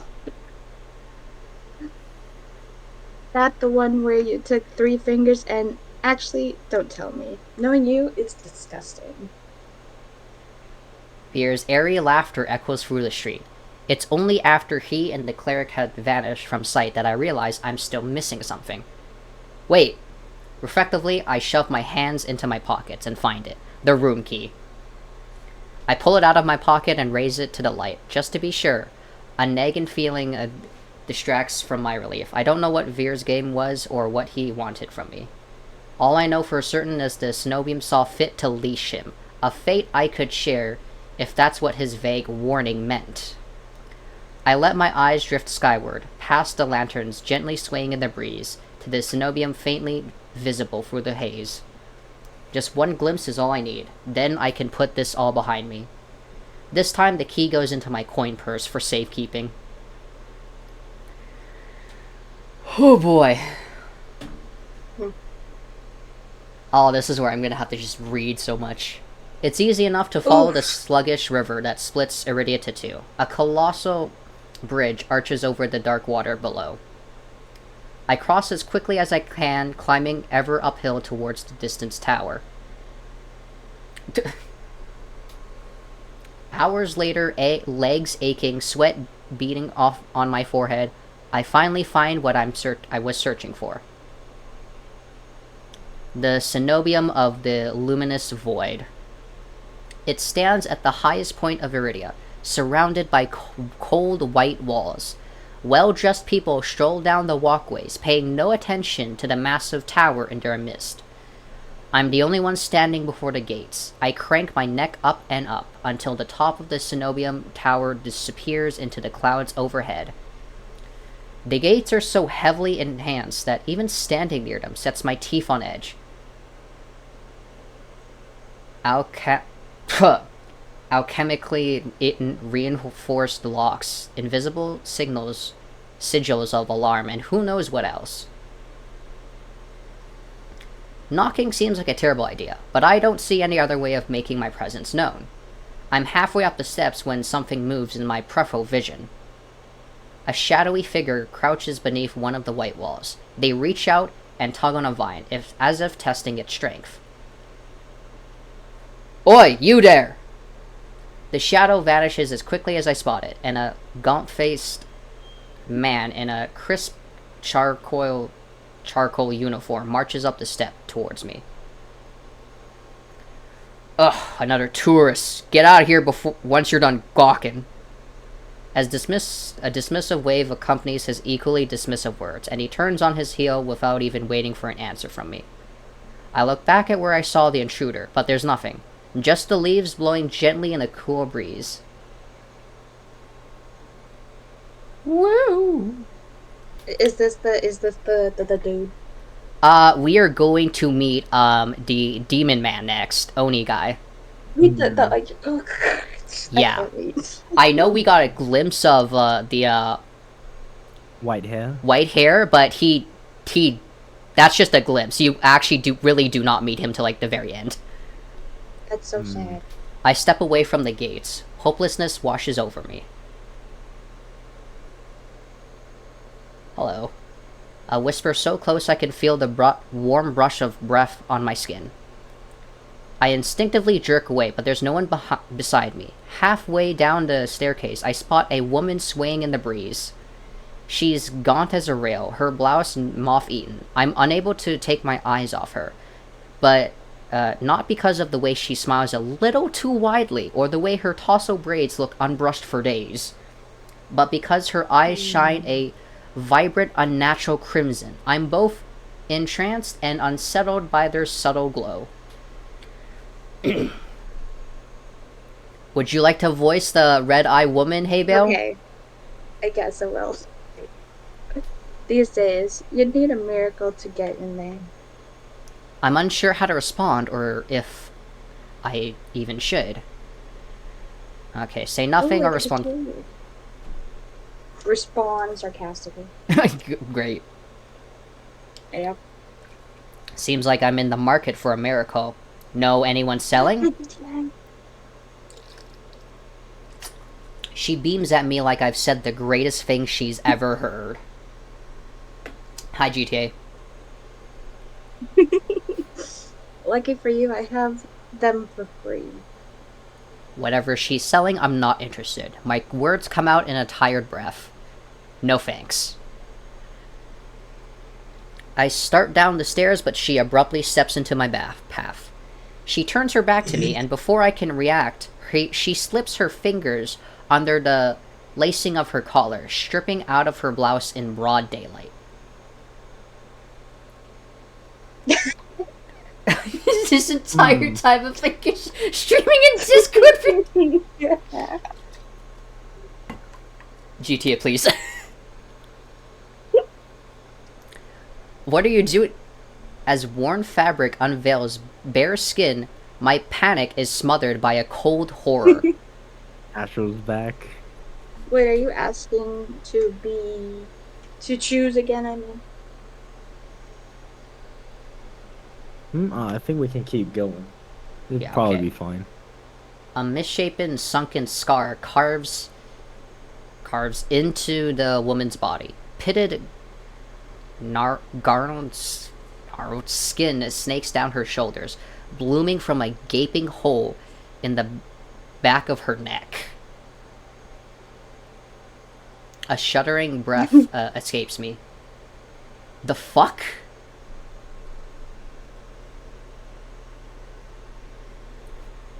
By the looks of it, the disease that afflicted this woman ate away at her spine, leaving her with a hollowed vertebrae at the back of her neck.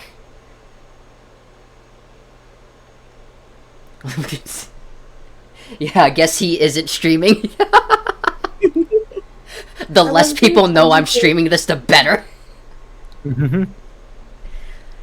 How is she able to move or breathe? It's impossible. She shouldn't be alive, and yet... the power to cure anything can be yours too. The power of Teespring. Yeah, perfect, good. The woman slides back into her blouse and deftly laces it up.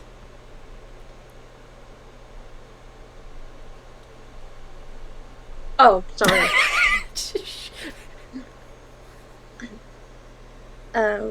If I've caught your interest, then follow me. It's only a short walk away. Without another glance, she leisurely strolls down the cenobium stairs, loose braids bobbing behind her. The edge of her scar peeks out from under her collar. I stand there wordlessly until I manage to regain my bearings.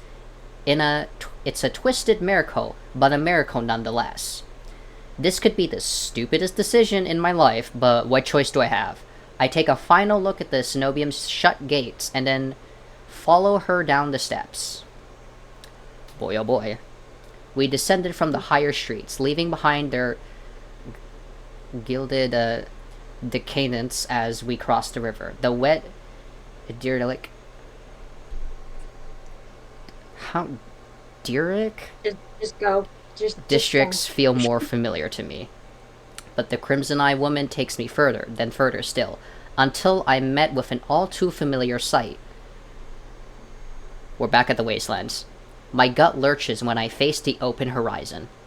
The city's outskirts are hardly recognizable in the daylight, and probably safer for it, but venturing beyond Iridia's walls is a gamble I wasn't prepared to take so soon. Keep going straight, and the sea spring will reveal itself to you. I bark out a bitter laugh, loud and involuntary. I rather not, or this is a setup. Control. What is it, Astral?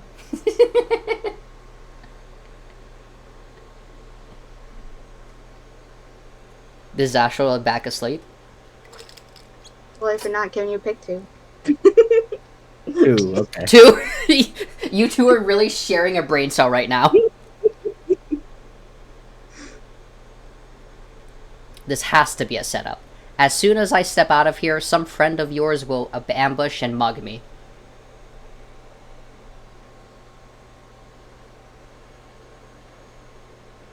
Girl. Oh, sorry.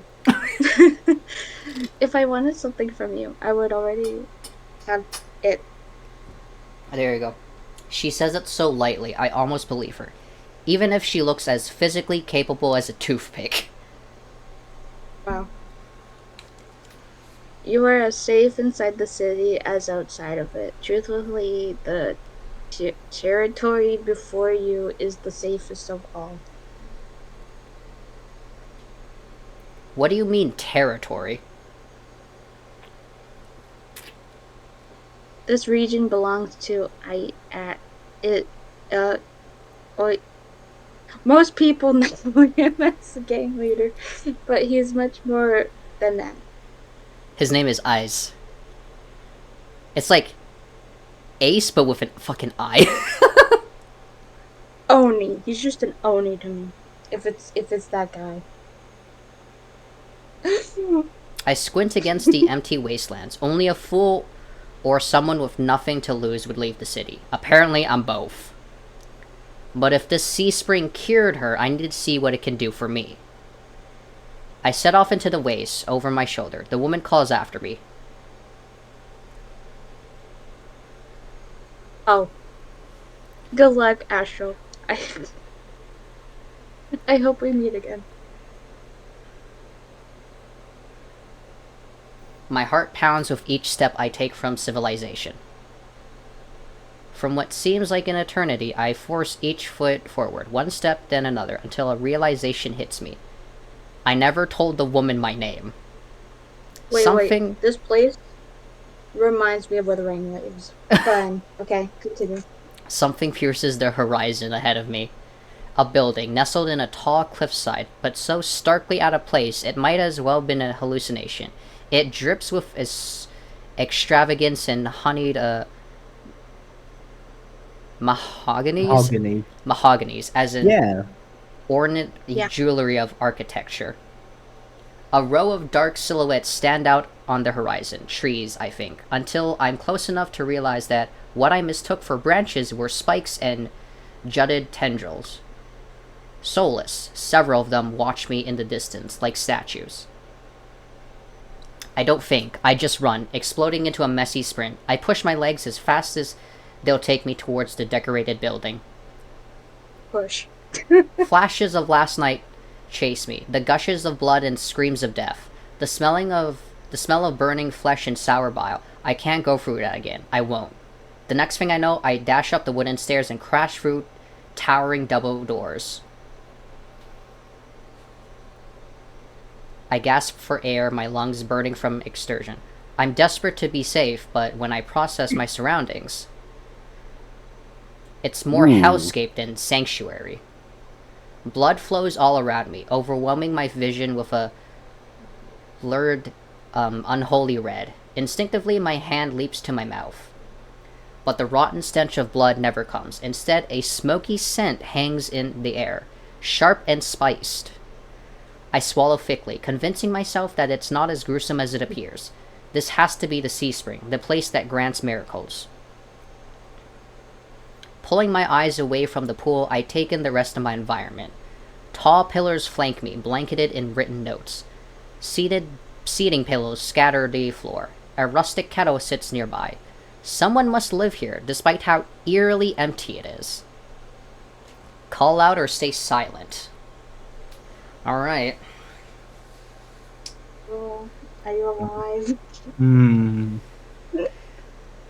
Congratulations on making... I kind of want to call out, to be honest. Just saying. What would you call it? You'd call out? Yeah. Of course you would. Of course you would. Unless it's a spider territory, then yeah. We don't talk about it. Well, this is territory. If it involves spiders, I'm out.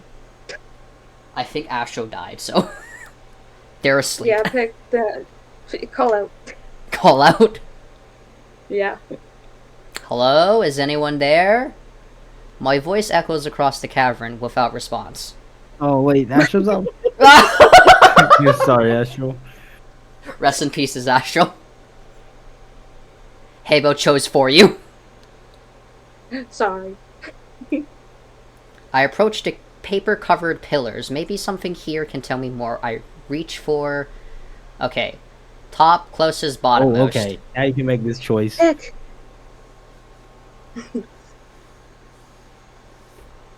If we die, you can just blame me. You do not die here, okay? Don't worry. You do not die in here. I don't know what will happen.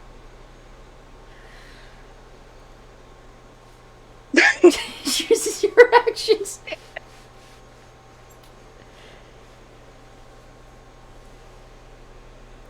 I hope all of you are drinking water and eating a snack or something. I'm eating sunflowers if it... See, I mean, wait a minute. Bruh. What are you eating?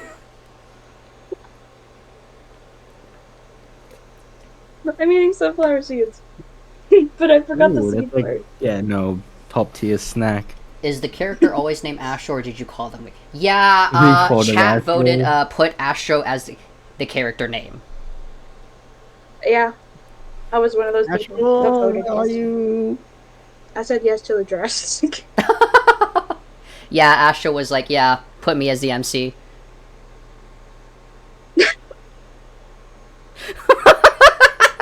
What does it mean? Which talisman you want? Choose a paper, buddy. Can we pick bottom? Of course you would pick that. Yeah, of course it would. By the way, choosing it does not assign you as a bottom, okay? Aw. Oh my god. Girl! They didn't give us any information, so we don't know what the paper does. I don't know what will happen. The Oh. top one, okay. Okay, alright. I reach for a note that's higher up. It reads, "No one will read this, but it's not for anyone else. This is evidence I existed in this rotten, grim world. Even so, I wish I could have stayed longer. The bog girl will be lonely without me. I should have told her how I..." The rest is scratched out. I wonder who wrote this. Before I can ponder it further, a sharp chill runs down my spine. Something's watching me. Here we go. Also, I thought you said bald girl. Bruh. Okay, but here we go. It's time for, Oh my god, show me the man. the fourth guy. I quickly set the note Wait. back and my eyes dart around the wooden deck, but it's still empty, vacant. What is it? Wait. How much less clothing does he have on? This is the question you're don't asking remember. me? Well, I mean, we're about to see him, so you can wait. We are I about to just need to- see him, so, girl, calm down. Finally, I look towards the sea spring. That stillness hides something deeper, something wrong. Okay. Hey. I spin around and come face to face with a pack of soulless. Their chittering ground, tendrils and spikes flaring threateningly, all different sizes and species, but sharing one identical trait, glowing crimson eyes. I try to back away, but my heel teeters over the sea spring. I'm cornered. I actually have played this game before streaming it. Yeah. Well, you gotta make sure there's nothing too explicit in it. Yeah. I mean, I usually just, like, browse, like, free games, and then I'm like, there's a bunch of hot men. Haybail's gonna want me to stream this. And then I play it so that, there's no, like, you know, actual explicit stuff. Except for that one game you have, but it's... Yeah, that one actually was explicit, and I was like, oh, damn, okay, nope.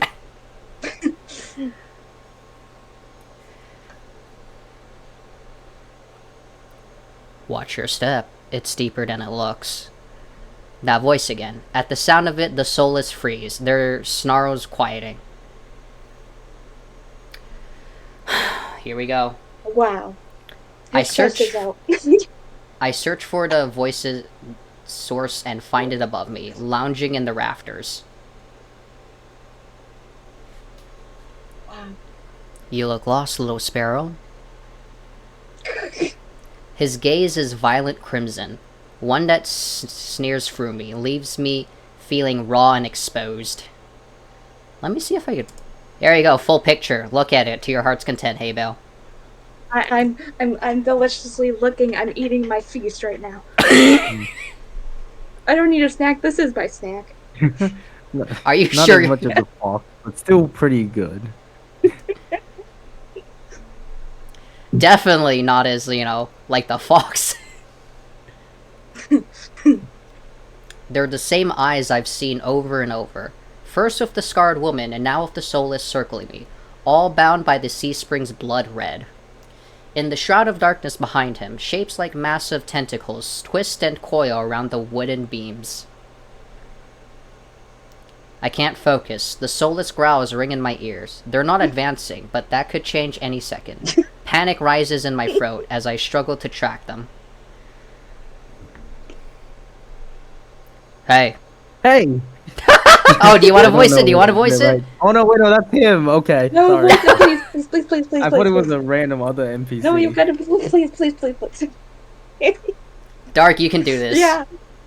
Oh god, wait. So this is probably deeper, right? Deep, yeah. Eyes Do it. on me.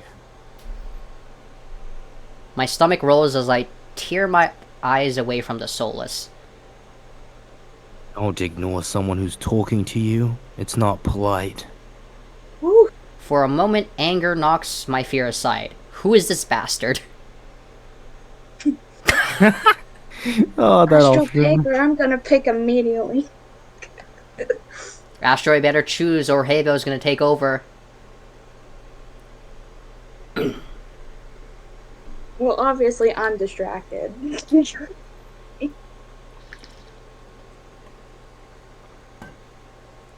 Pick the horny one. I don't know which one's hornier. Yeah, that's true. Also, 2 hours and 1 minute of stream. It's like GTA is just coming up with the nah, fuck you. I actually chose that one too. What happened? I don't remember actually. That is sad. Okay, Astro says the distracted one. Yes! I'm kind of distracted by the soulless about to maul me. Only on my command. Oh, Jesus bastard. I scanned the soulless again. They really aren't attacking. Posturing more than anything else. You tamed them. Power of the sea spring. They're hungry, so they might bite. You could give me a reason to stop them. How about I didn't do anything wrong? Trespassing.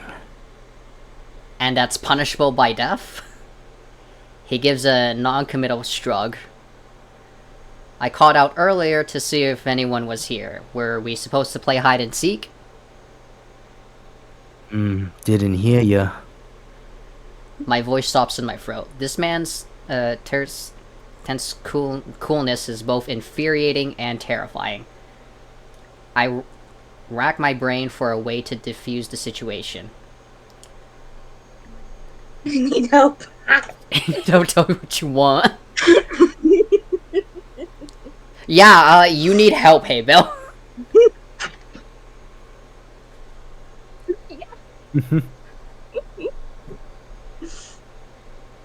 Give me a second. Also, thank you for voicing him. I can finally, Oh, okay. stop talking. Okay. Tell me what you want. I'm not in the mood for guessing games. Wait, did, Dark, take a break? Yeah, I think so. Alright, we'll just stick with that here for a while. Are you having fun, Haybail? Are you enjoying yourself? Oh, yeah. Oh, yeah. My voice is already dying from just talking. Okay, but you did do a good job with whoever you voiced. That I can't remember. Leander? Oh, the other dude, yeah. The other guy. Yeah. You did an actual good job. Bravo. Well, trying. You know, Other I than being did old. great was the old bartender. Have you drunk water? Yes, GTA. I have drunk water, and I currently am sipping water right now. Wait, how's Fifi? Fifi's asleep. Like, she's just Aw. dead asleep. Is she on the floor again? No, she's in her bed, actually. Surprising. But that's probably because I have, like, free fans running in the background. I thought you have 2. I stole the third one. Is it at least cool in your room? No. I'm currently shirtless right now. So you're dying. I'm dying, yeah. It's hot in my room. And that's because I have the windows closed so that, you know, my neighbors don't fucking hear me voicing, you know, this game. Yeah. At like 12 a.m. at night. Oh yeah, good morning everyone. Good morning. It's probably like afternoon for some people. It's probably like literally like noon for GTA right now. No, this is fine. It's morning for everyone. It's morning for everyone. Bruh. Astro's like semi-conscious, like it's dead. Is that a good thing or a bad thing? Listen. I am listening. I am listening. Okay, stop listening. Like, just immediately stop listening right now. No.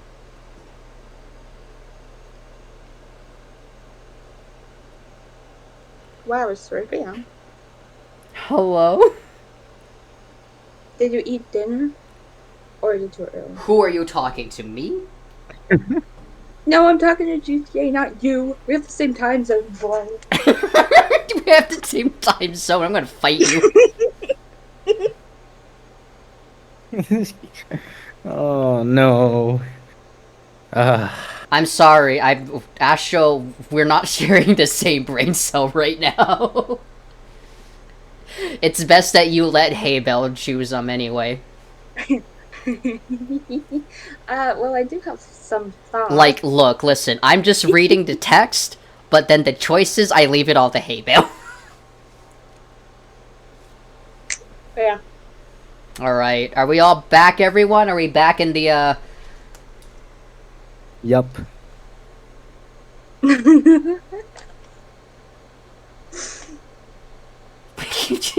Don't leave the bed well. Astro, please. GTA, don't question. Alright, tell me what you... Just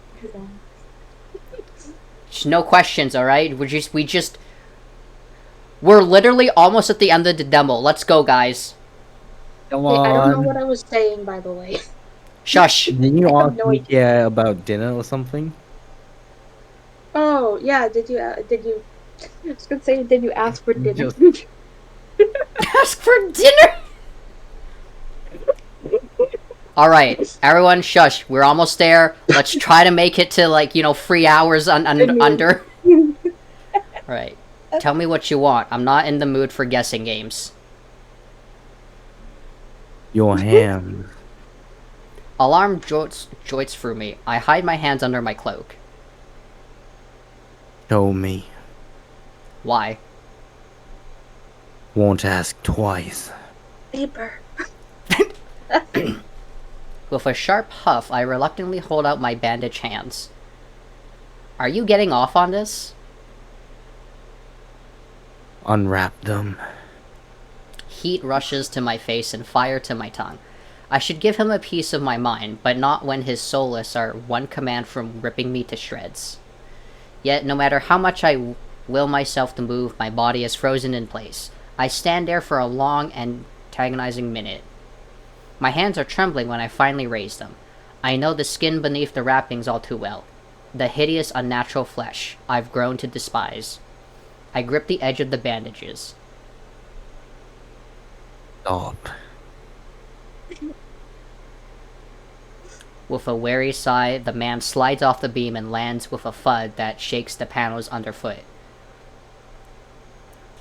He's a monster, with an imposing figure that towers over me. I couldn't tell how tall he was before, but he's big. Illuminated by the lantern light, his features are stronger, sharper. Subtle clinks of metal accompany each of his footsteps. The closer he gets to me, the faster my heart hitches. What does he want? Is he gonna kill me? I step backwards. And find nothing to set my foot on. I've forgotten my back was to the C-spring. I fall, right before a warm hand catches my lower back. Ooh. I'm hovering above the C-spring, the scent of smoke and leather enveloping me. Blazing He's so crimson close. eyes bore into mine. Told you to watch your step. Oh my god. I'm too stunned to muster a response. Like I weigh nothing, he guides me back to the solid ground and steps back. Following a subtle gesture from his fingers, the soulless around us disperse and relax. The shift in their demeanor is so abrupt it gives me whiplash. The enormous tentacles are no longer in the rafters, though now I doubt I ever saw them at all. Either way, I exhale a breath of relief. Thanks. As focused on me as he was before, the monster pays no attention to me now. He kicks some seating pillows out of the walkway, checks the contents of the kettle with a scowl. The sudden disregard is almost insulting. So that's it? I'm not a threat anymore? Never were one. Then why did you threaten me? People get honest when they're afraid. In other words, he was messing with me. I drag a hand over my face, exhausted by the fact that this is the second time a monster has provoked me today.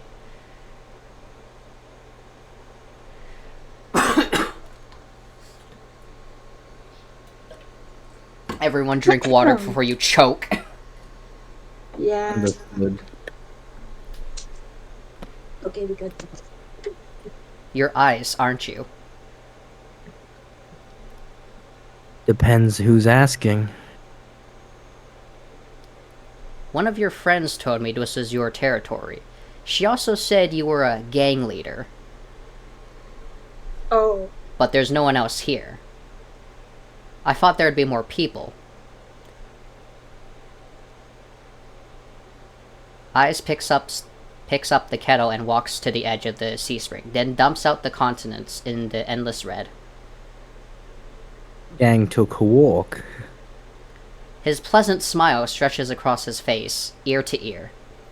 Then, in an instant, it drops. I get the sense that I shouldn't ask about his gang again. What do you need the sea spring's power for? Depends. Can it cure a curse? Probably. You mean you don't know? Nope. He shakes up the Interesting. empty kettle and starts collecting stray cups, tidying up. My frustration builds. I narrow my eyes at him in a questioning glare. When he notices, he returns it with an amused smirk. Are you being irritating on purpose? Listen, Sparrow. The sea spring can cure anything. Nothing stopping you from trying it yourself. What do I have to do? Drink. I have to drink from the sea spring? My eyes guide to the blood-like pool beside us. The idea of ingesting the strange liquid makes my guts churn. It's not as if I adverse to elixirs or... What is this one? Decoction. Decoctions? Okay, decoctions. I've made my Yeah, fair good one. share of them, but one misstep and you can easily meet with a fate worse than death. Is there a price? Always. Eyes taps his temple with a finger. You lose it a little bit. That's it? Might have already beaten it to the punch. My humor earns me an amused fanged grin. This is a little different. When you drink from the sea spring, you forget who you are. Your mind combines with everyone who ever drank before. Humans, monsters, soulless. One big happy family in your head. My blood runs cold. I've heard of these before. Group minds. Some legends suggest that independent minds can be physically linked together through a strong enough catalyst. It's never been done before. But something tells me this is real, even if one thing doesn't add up. Your eyes are red too, but you obviously haven't forgotten who you are. Before I can finish my sentence, a strides past me towards the entrance. Time's up. Let's finish this later. Okay, so the pronunciation of his, it's not eyes, it's A's. Okay. Okay. Wait, already? You barely told me anything. Come on, a bad day. I've gotta be somewhere. I've got somewhere to be. There you go.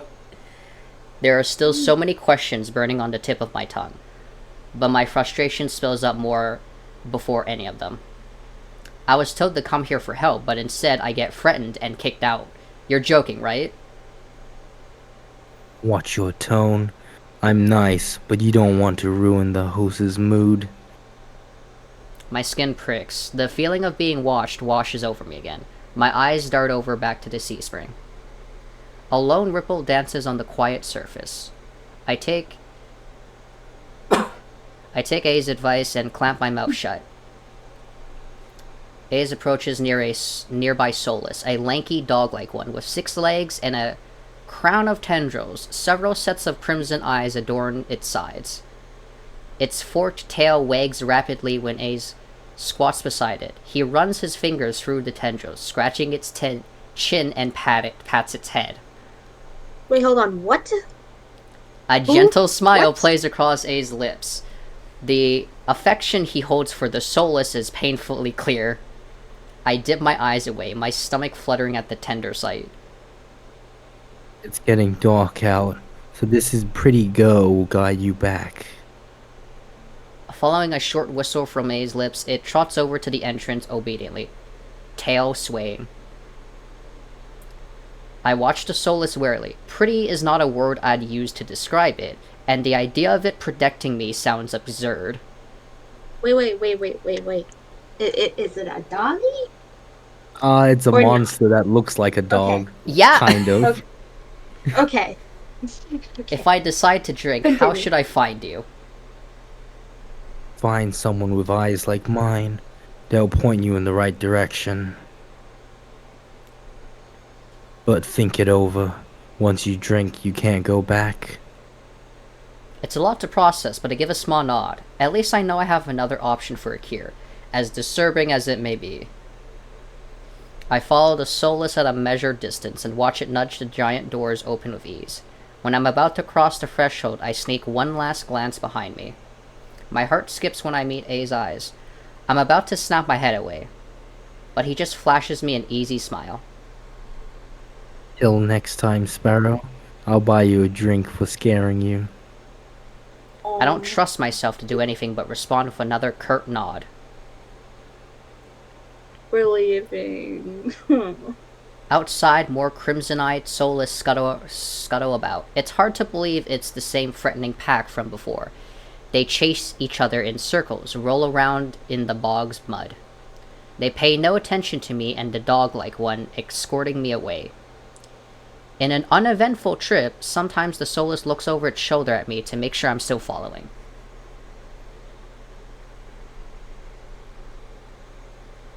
Dusk darkens the sky by the time we reach the city. The Solus sits and looks at me expectantly, with familiar crimson eyes. Wave at the Solus or pet the Solus? Pet, please, please. Yes, let's pet. Please. Do it. Please.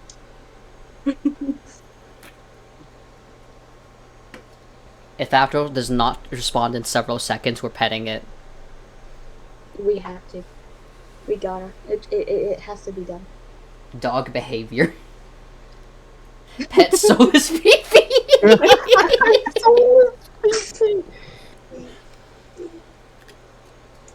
So true. We're just treating this as Fifi. Just imagine it as Fifi. But with like red eyes. Wait, would it be a really large, tall Fifi, or just the same size as actual Fifi? Nah, just make it like just Fifi size. She's already a menace anyway. Remember her ankle biting days? Yes, I remember this. I don't know why. Alright, we're petting Solus Fifi. I really felt like she was out to get me. As nervous as I am, I carefully guide my fingers through the Solus's tendrils and scratch beneath its jaw, just like Ice did. It pushes into my palm in response, rumbling with a sound akin to a purr. The vibrations are smoothing, almost healing my fatigue. Oh my god, but wait, what? When it's satisfied, the Solus spins around and scampers back in the direction we came, vanishing into the darkness. It's barely my first day in Iridia, and I've already encountered so many things I thought were impossible. Tamed Solus being one of them. My head spins. Maybe I should call it a day. There you go. We just have the white-haired man, right? Oh, go on. We're getting... Yeah! He's gonna be here! Oh my god. Finally. Nightfall creeps across the streets of Iridia. The city labyrinth, even in daytime, has become a warren of treacherous alleyways. The streets are completely deserted. If I hadn't been here earlier, I would have thought this part of the city abandoned. I make my way through the winding streets, doing my best to keep my bearings towards the Wetwick.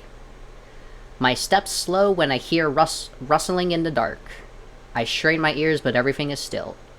Is the silence playing tricks on me? I'm imagining things, or something is wrong. It's definitely imagining. The wind. It's just the wind, guys.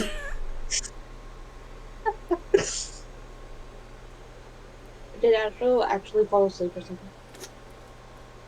I mean, I don't mind sliding in. Do it. I do. I'm imagining things. You're imagining things? Okay, you're imagining things. Yeah. I take a deep breath, quelling an instinctive flicker of fear. I know my nerves are shot, but if I give into paranoia and start running, I'll just get lost. Measuring my breaths and steps, I forge ahead. Though I keep my eyes sharp and listen intently, there's only the sound of my own footsteps. As the moments pass and nothing happens, I begin to wonder, maybe I really did imagine that noise. I turn the next corner and my thoughts come to a screeching halt. My head spins, the world blurring as adrenaline rushes through my veins. Only one thing is clear amidst the haze. The Solus that attacked the caravan. It's crouched over a dark, instinctive shape, a body. A garland of intestines spill from pallid flesh, blood gouts the cobblestones. For a mercy, the Solus is too distracted by its meal to have noticed me. My feet feel as heavy as stones, but I can't just stand here. Holding my breath, I take a step backwards. When the wet slurping sounds don't abide, I take another, then another. Then a shard of glass crunches under my heel. The world seems to slow to a crawl as the Solus raises its head, blood dripping from its tendrils. Every single one of its sulphurous, bulging eyes fixed unblinkingly on me. It's really here. It's come back for me. Run! I'm off like a shot, running for my life through the darkened streets. Behind... Ooh. Oh, Damn. lovely. I really hope that showed up on the stream. I hope so too. Behind me, a piercing bay splits the silence, and heavy footfall pounds after me. Wait. What? You know what would be funny? If it not just run, but if you could pet it. The Solus? Yeah. Okay, That there's thing. another route where you can fight this one. Oh my god. Oh. Yeah. So, I chose the Dang. Hound and not the Alchemist, and when I got to this part, I could fight it. Damn. But I almost died, so... My heart thunders in my chest. I take turns at random, trying to lose it in the maze of streets, but I can't seem to shake it. I can hear its breathing now, a wet, fluttering rasp, growing closer and closer. The same claws that severed my arm swipe out. I duck, saved by pure reflex, and skid around a corner. I take 3 running strides before the bottom drops out of my stomach. A wall twice as high as me bars my way, a dead end. When I turn around, the Solus looms in the entry to the alleyway. It's no longer running. It doesn't have to. As it prowls closer, my thoughts race. Some of the buildings lining the streets are lit. There must be people inside. It's a long shot, but... Scream for help or try the nearest door. Try the nearest door, okay. I whirl, grabbing at the handle of the closest door. It turns completely. The hinge is creaking as I push, and I feel a flash of hope before a weight hits the door from the other side and it slams shut. The click of the lock turning is grimly final. In this wretched world, few people will stick their neck out to help their own flesh and blood. Never mind a stranger. The soulless gives a rasping hiss. It's the only warning I get before it lunges for me with a flash of claws. I hurl myself to the side, but the slick cobblestone betrays me. I fall, sprawling over the rough stone. As the soulless looms over me, I scramble away from it until my back hits the wall. There's nowhere left to go. It descends on me for the kill.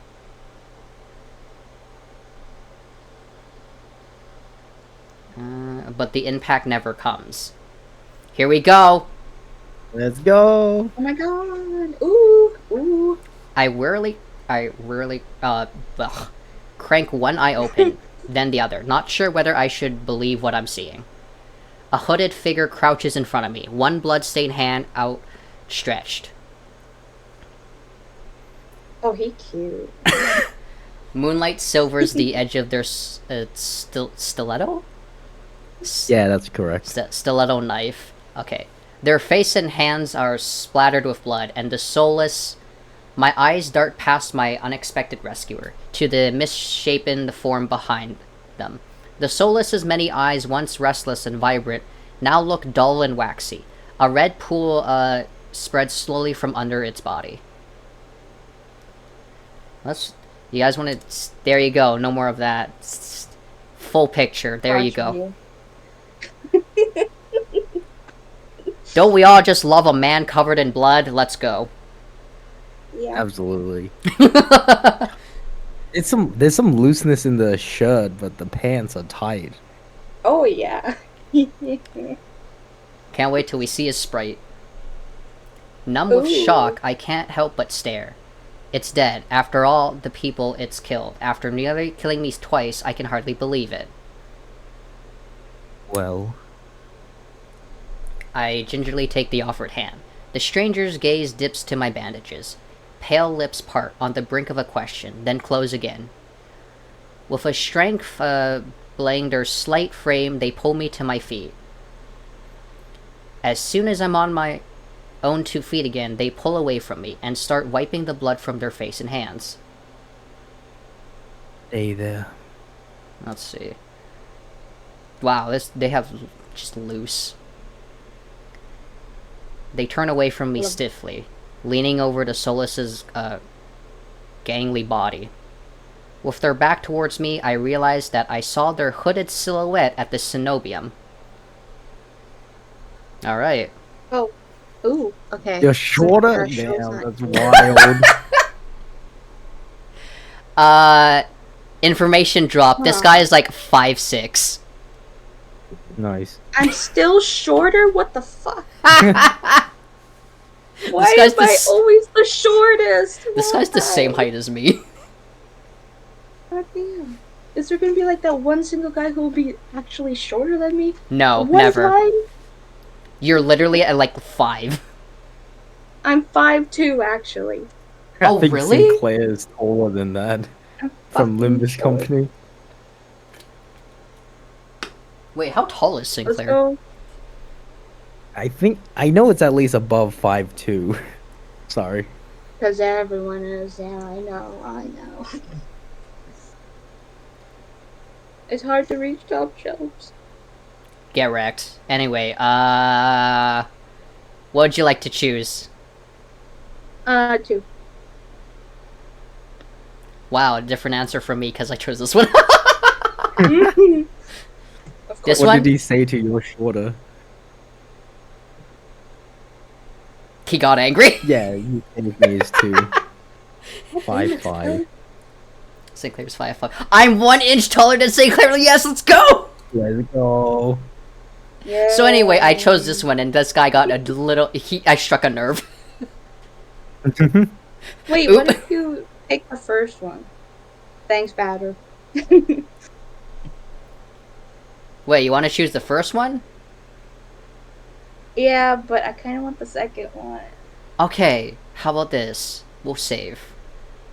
Wow, look at all these Okay. saves. You got my attention. Look at all these saves. I'm gonna go here. There you go. Are you serious? Yes, I have a lot of saves, okay? No, I was referring to Batter, but yes, I understand the save process. Trust me. Okay, I which just one? saved one time. One time. No, I mean one file. Bruh, okay. I'm gonna choose number 2 because that's what you said. Yes. Like an inch. You saved me. I shouldn't have had to. Their harsh response takes me back. Before I can formulate a response, they continue. What are you thinking, traveling alone at night?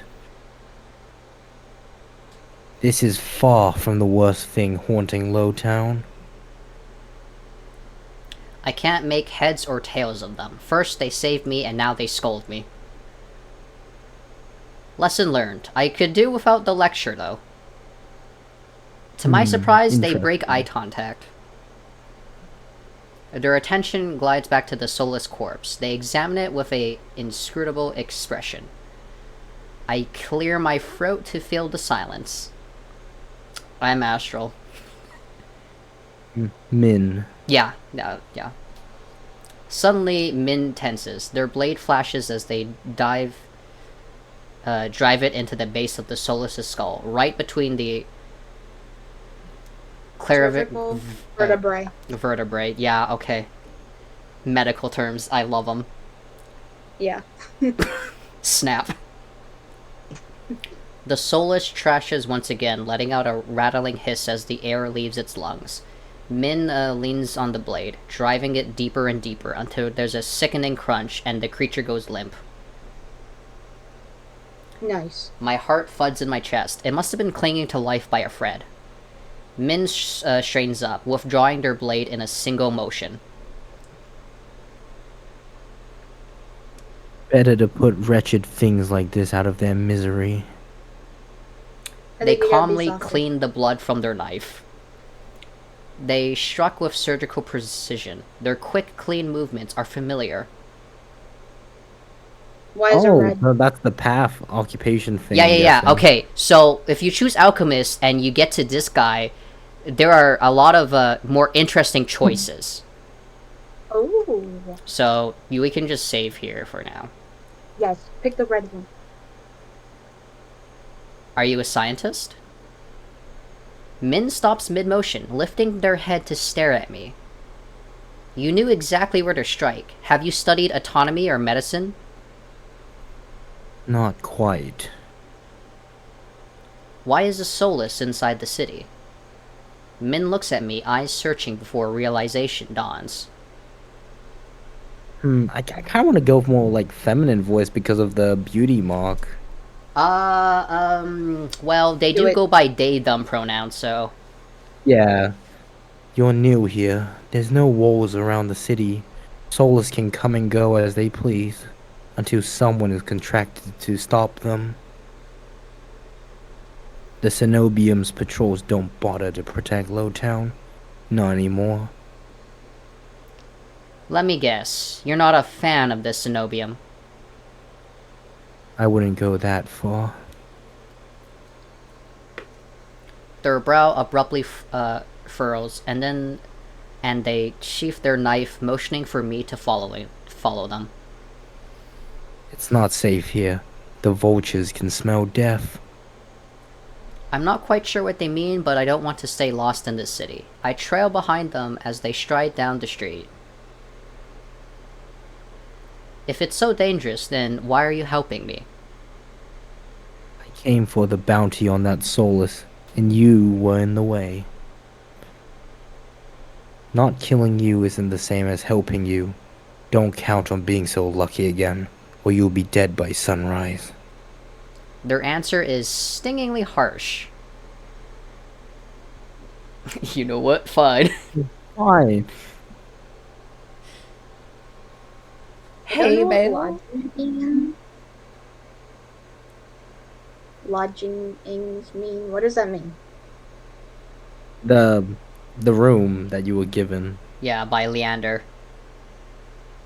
Basically, it's a hotel Oh! room. I didn't know we were in a building. Bruh. Are we in a building? What? I'm confused. We're just out, I'm pretty sure. You know what? Basic. Fine. You know what? Fine. Fine, okay. Yeah, okay. Fine. Fine. Fine. Fed up, I didn't bother holding back anymore. Fine, I don't know why you dive in out of nowhere to kill some dangerous soulless, then be rude to the person you help, but go right ahead. Min blinks, staring at me like my head just spun around on my neck. They opened their mouth, then closed it, looking uncertain. I forge onward, gathering steam. How was I supposed to know there'd be dangerous soulless hunting in the streets? You don't have to be an asshole about it. You're not as spineless as you look. I think you actually Is kind he of blushing? Is he? Yeah, I think he you is. chose the right He is blushing. I think you chose the right one. Breathe it in, Haybail. Yeah.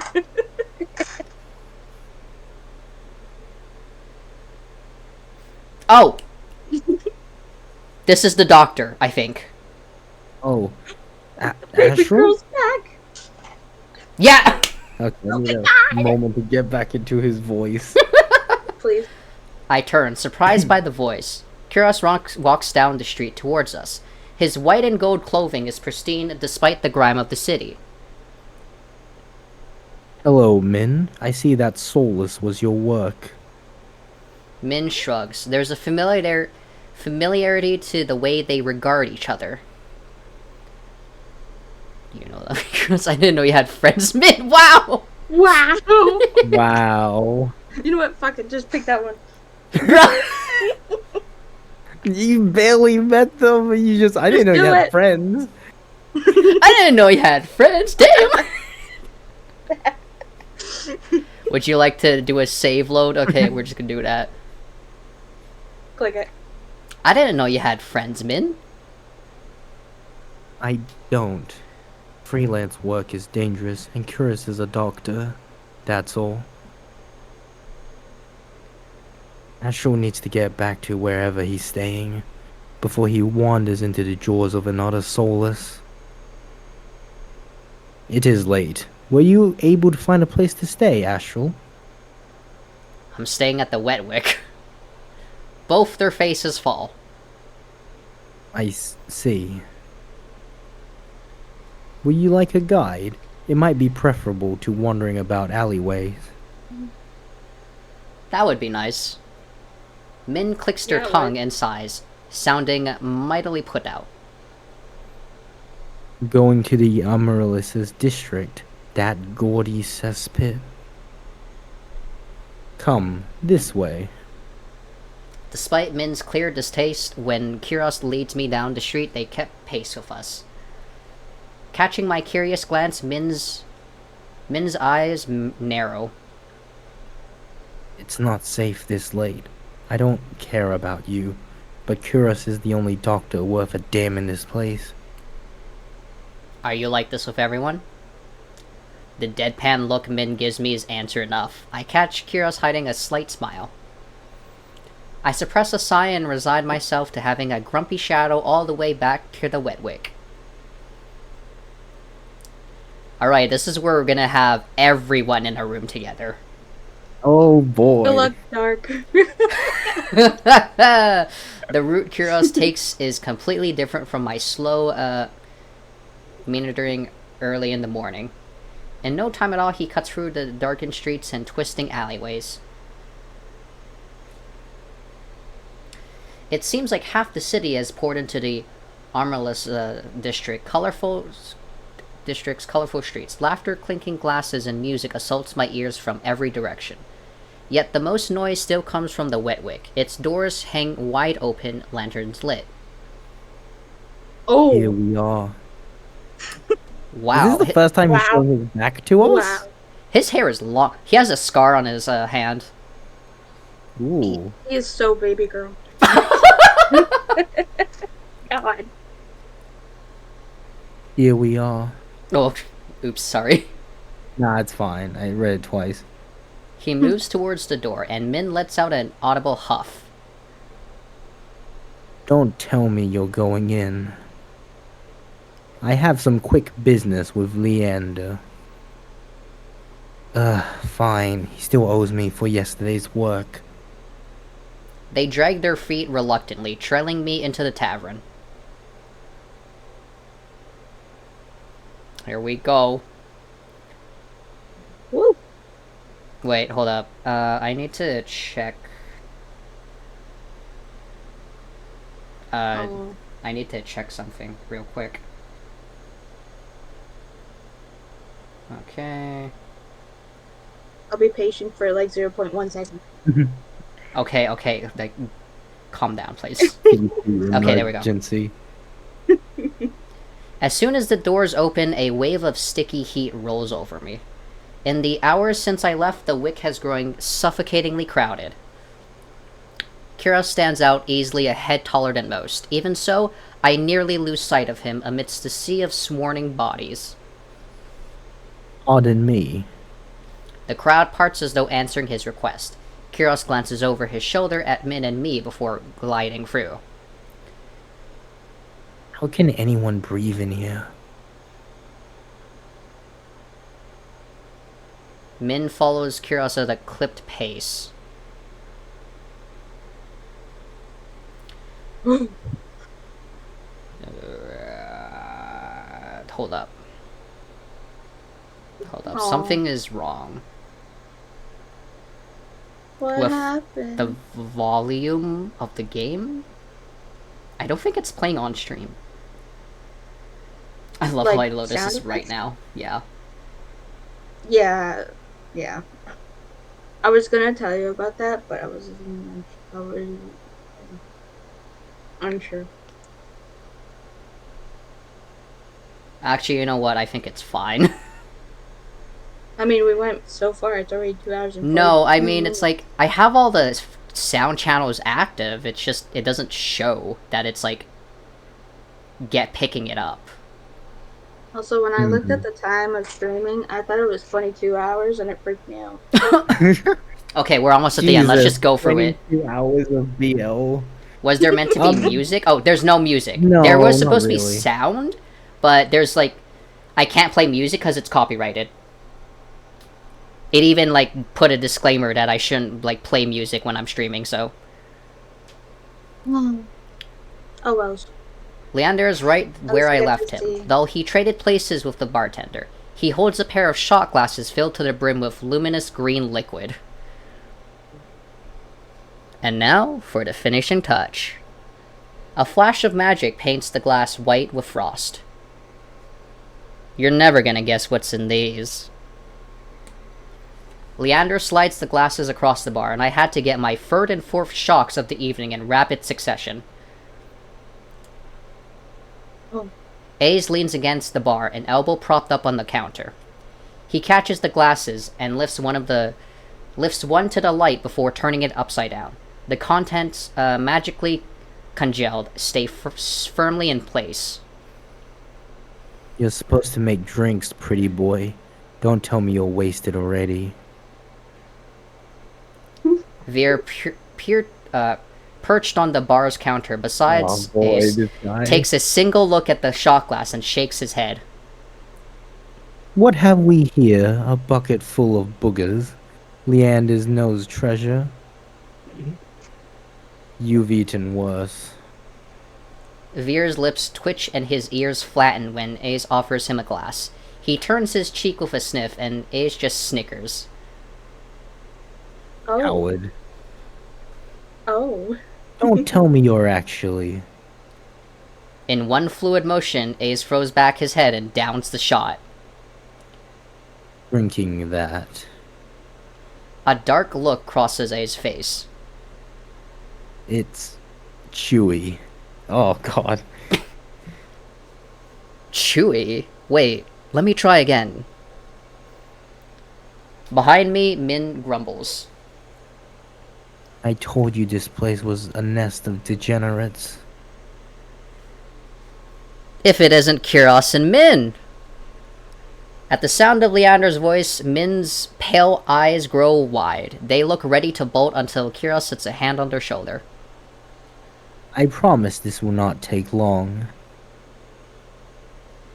Min's eyes dart from Kiros's hand to his face, then softens. Fine, you first. While they step forward, I linger behind, struck by a sudden revelation. All of the people I've met today know each other. Good evening, Leander. Ice. Or was it Ace? I think it's Ace. Because they said it was like... It was like ACE or something. Mm. Well, at least it's not AS.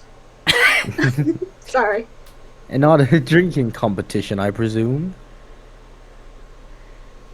Oh, wow. Oh, is it evening already? Could have sworn it was earlier.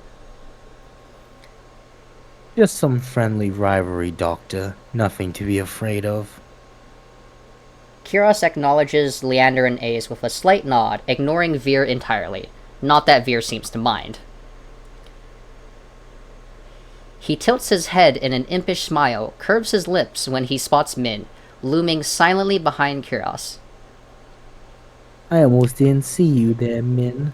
Looking for your booster seat? Min pushes back their hood. They level Veer with a cool look. I thought Ice wasn't allowed to bring his pets in here. Veer's tail gives an angry twitch. But his ears, though. Here we go. At the first sign of an impending fight, Leander vaults clear over the counter.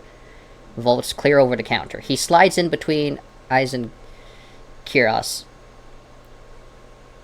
Now, let's try to keep the peace. It's not every day the esteemed doctor takes us up on a drink. His arm snakes around Kiros' shoulders. You are finally taking me up on that drink, right, Kiros? I am afraid not. We were merely escorting Astral back to his lodgings. Kiros greets in my direction, and my stomach sinks. I reluctantly step into the light. As soon as he sees me, Leander's face brightens. Astral! It's been too long. Everyone, this is Astral. He's new to Rydia. I feel 5 pairs of eyes fix onto me, and suddenly the bar feels suffocatingly small. My voice nearly catches in my throat. We already met. Hi again. Hi again. Again? Yeah, do it. Hi everyone. Again. Again? Wait, you already met everyone? Good night, Batter. Good night, Batter. Please do get some rest. Yeah. Out of this stream. Stay healthy. And drink water. I was about to say eat some chalk. Eat some chalk. Oh, the other part. Oh. Ace and Veer level me with a subtle amused expressions. Veer's tail gives a lazy wag. We did, not that long ago either. I'm starting to suspect he's stalking me. He looks far too pleased with himself when I roll my eyes. Oh, the legs on the left. Oh, the leg. Oh, look at that leg. Jesus. Damn. Damn, look at them. I would immediately. Legs. Oh, if shit. I was in the I'm same move room as myself. them, I would know. There you go! More legs! Damn. God damn. Whew. Look at this picture. Wow. It's literally gonna take me 8 hours to make this into a highlight. But anyway, I know what we're all focused on right here.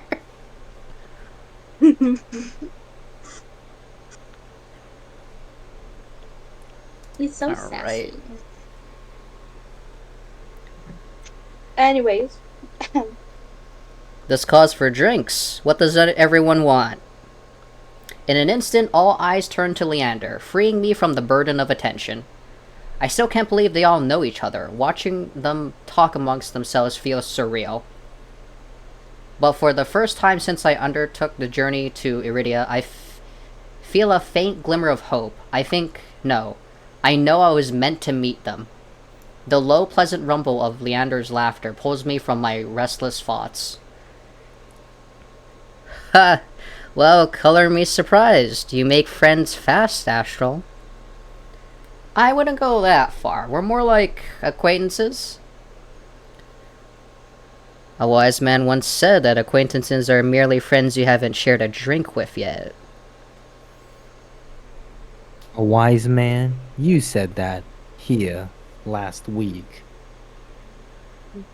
I can hear Min's lip curl with distaste from across the bar. Leander clears his throat and continues unperpetrated. Here's a toast to Astral's health. Care to join in, Doctor?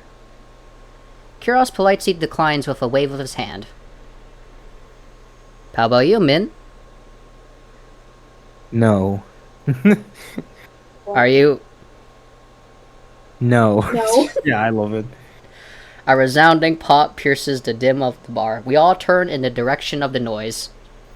Veer looks almost bashful as he accepts an overflowing flute from the bartender, poured from a bottle so old its label had been worn blank.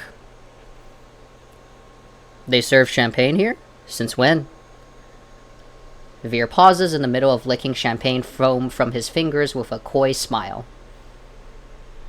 You don't mind, do you? In a transformation as impressive as his magic trick, the concern on Leander's face vanishes. He laughs softly. No, be my guest. I know you've got expensive taste. Then he shoots the bartender a frantic look. Unbothered or uninterested in his company, eyes cants his head at me, a light smile on his lips. How about you, Sparrow? I did say I'd buy you a drink earlier.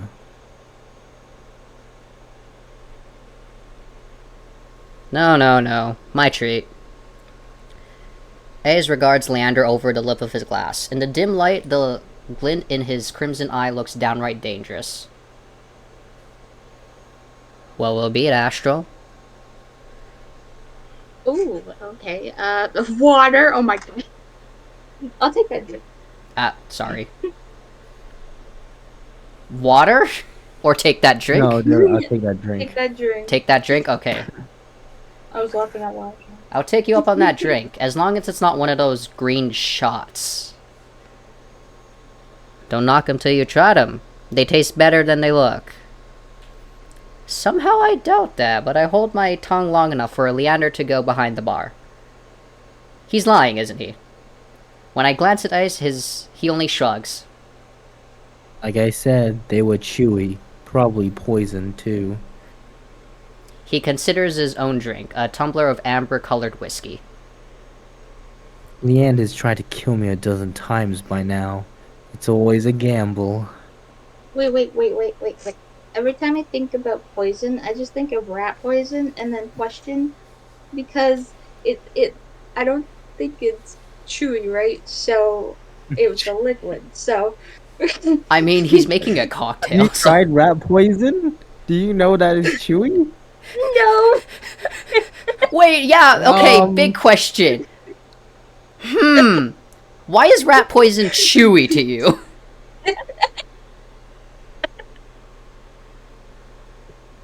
I was curious that the thought formed into my brain. I'm sorry, okay? Chewy rat poison? Oh. Damn, okay, so you can't hold a knife, and you think rat poison is chewy. How have you survived? Well, I don't know. Alright, I'm not gonna question that anymore. Veer clicks his tongue in disapproval. When he finally looks my way, it's with a half-lidded gaze softened by his third glass of champagne. Were I you, I wouldn't let Leander put anything in my mouth.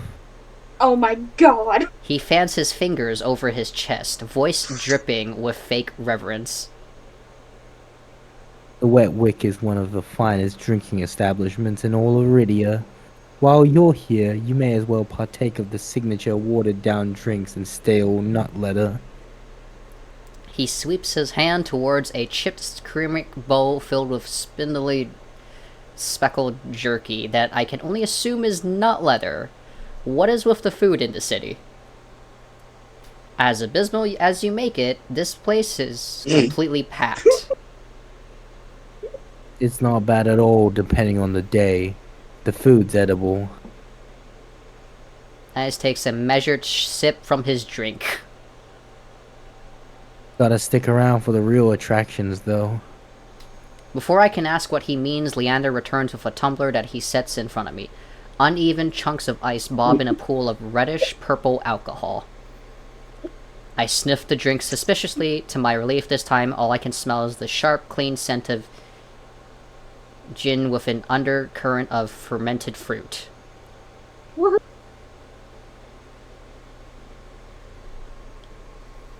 Relax, it's just the local specialty.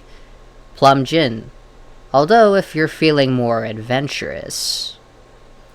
I shake my head. Oh. Leander raps his knuckles against the bar until the group falls silent. Alright, everyone. Let's toast. May Astral's stay in Iridia be full of bright adventures and discovery. Cheers! Leander, Eyes, and Veer raise their glass in unison. Min only crosses their arms, and Kuros watches with polite indifference. I tip back my drink. The plum gin is eye-wateringly strong. Despite a sharp medical edge, it goes down smooth.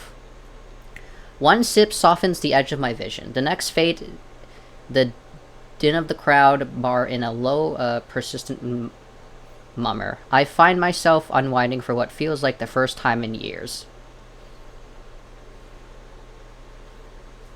Oof. Oof. Aren't you a popular one, Astral? I'm guessing you met Kuros first. It would be more accurate to say that I found him. He saved my life. I merely performed my duty as a doctor. Although I must admit that I was confused when I woke up missing all my clothes. Leander makes a choked noise. Somewhere behind him, Min signs. It's not what you think. Astral was in grave condition. I could hardly treat such injuries through tattered clothes. The Surely silence you understand. the silence that follows stretches uncomfortably long. I look away, unable to face Kuros' disappointment, and catch Veer snickering behind his hand. That's my cue to change the topic. Kuros isn't the only one who saved me today. Don't you listen? I didn't save you. You were simply there. That's Min for you. Leander reaches for Min, but they duck under his arm with practice ease, without so much as looking his way. As reliable as they are moody. You're one to talk, considering you neglected to warn him to stay off the streets at night. Oh, I might have got a little distracted. Min's only response is a short breath. At any rate, I never got a chance to thank you, Min. Don't. The less soulless alive, the better. For a heartbeat, Min's eyes flicker towards eyes, and then their lips twist. Ace is too busy nodding along to Veer's enthusiastic what? Pantomime. Pantomime of stabbing to notice. Lost, no doubt, in an enthralling discussion. Enthralling. I've had enough of this hellhole. Let's go. Min and Kuros share a brief look, then the doctor speaks up. Very well, but there's something that I must discuss with Leander. If you'll excuse us, Astral. And just like that, the three of them depart, leaving me alone to savor my gin in silence. Or so I think, until I hear a voice so soft and low it's practically a purr. Oh. Lost your tour guide. I turn to find crimson and pink eyes trained on me. It's not lost on me that they chose the instant the others left to strike. Just my luck. I had to be abandoned with the two most irritating people I've met all day. Monsters or not, there's no telling what I would do if either of them pushed me again. Don't tell me Leander already snuck off to get his knob slobbered out back. Jesus. Woo. He's got business with Kyros and Min. 2-on-1 business, isn't he lucky? I can't tell if it's the champagne or the company, but Veer has grown noticeably more relaxed. He sits with his chin propped on the back of his hand. His ears twitch whenever a hiccup shakes his shoulders. Why are you so far away? Come join us. He pats the empty bar stool beside Ice, but I hesitate. The smile Veer wears is sweet and distinctively sly. And with drinks in the mix, I dread how he and Aces will mess with me next. We don't... Oh wait, no, that's Ice. We don't bite. I'm not sure about that. Just hours ago, he tried to rob me, and you threatened me. Me? Steal? Surely you must be mistaken. You sure it was me? Yes, it was you, and then you had the gall to kick me out just so you could go drinking. He gives another one of his shrugs. Of course. I was lonely. Aw. A simpler answer than I expected, but I guess I can't fault him for that. Veer suddenly slumps forward. What in the world? Glossamer sleeves pooling where he rests his elbows on his knees. Yeah. Ice sets his eyes on Veer's waist, narrowly preventing him from tipping off the counter. How about we start fresh, Begin with proper introductions. Get off on the right foot and whatnot. I'll start. The name's Veer, hunter extraordinaire. Veer's right hand flutters to his chest and he bows his head, flinching when hair falls into his eyes. Eyes does not say anything, so I suppose it's my turn now. You already know my name. Yes, pick number 1. I'm certain you already know my name. Hard not to when Leander shouts it every other second. Veer tips his head and drains the rest of his champagne. It's a pleasure to formally meet you, Astral. He says my name slowly and deliberately, savoring every syllable. A tingle jumps down my spine.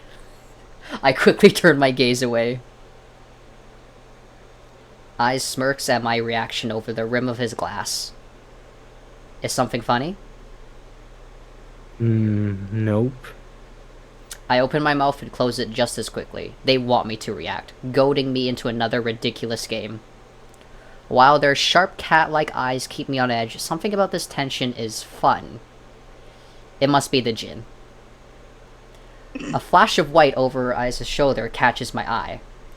Across the bar, Kyros heads for the door. I don't see Leander or Min, but it feels wrong to leave him without saying goodbye. I'll be back. Veer hums and wags his finger at me as I leave. I slip through the crowd, careful not to touch anyone, but just as I'm nearing Kyros... Gah! I stagger, shoulder checked by a man with a neck thicker than both my thighs. He stares down at me, nostrils flaring. Roughneck, okay. I was thinking of something. Out of my way, shit stain! My words spill out on their own. You watch it.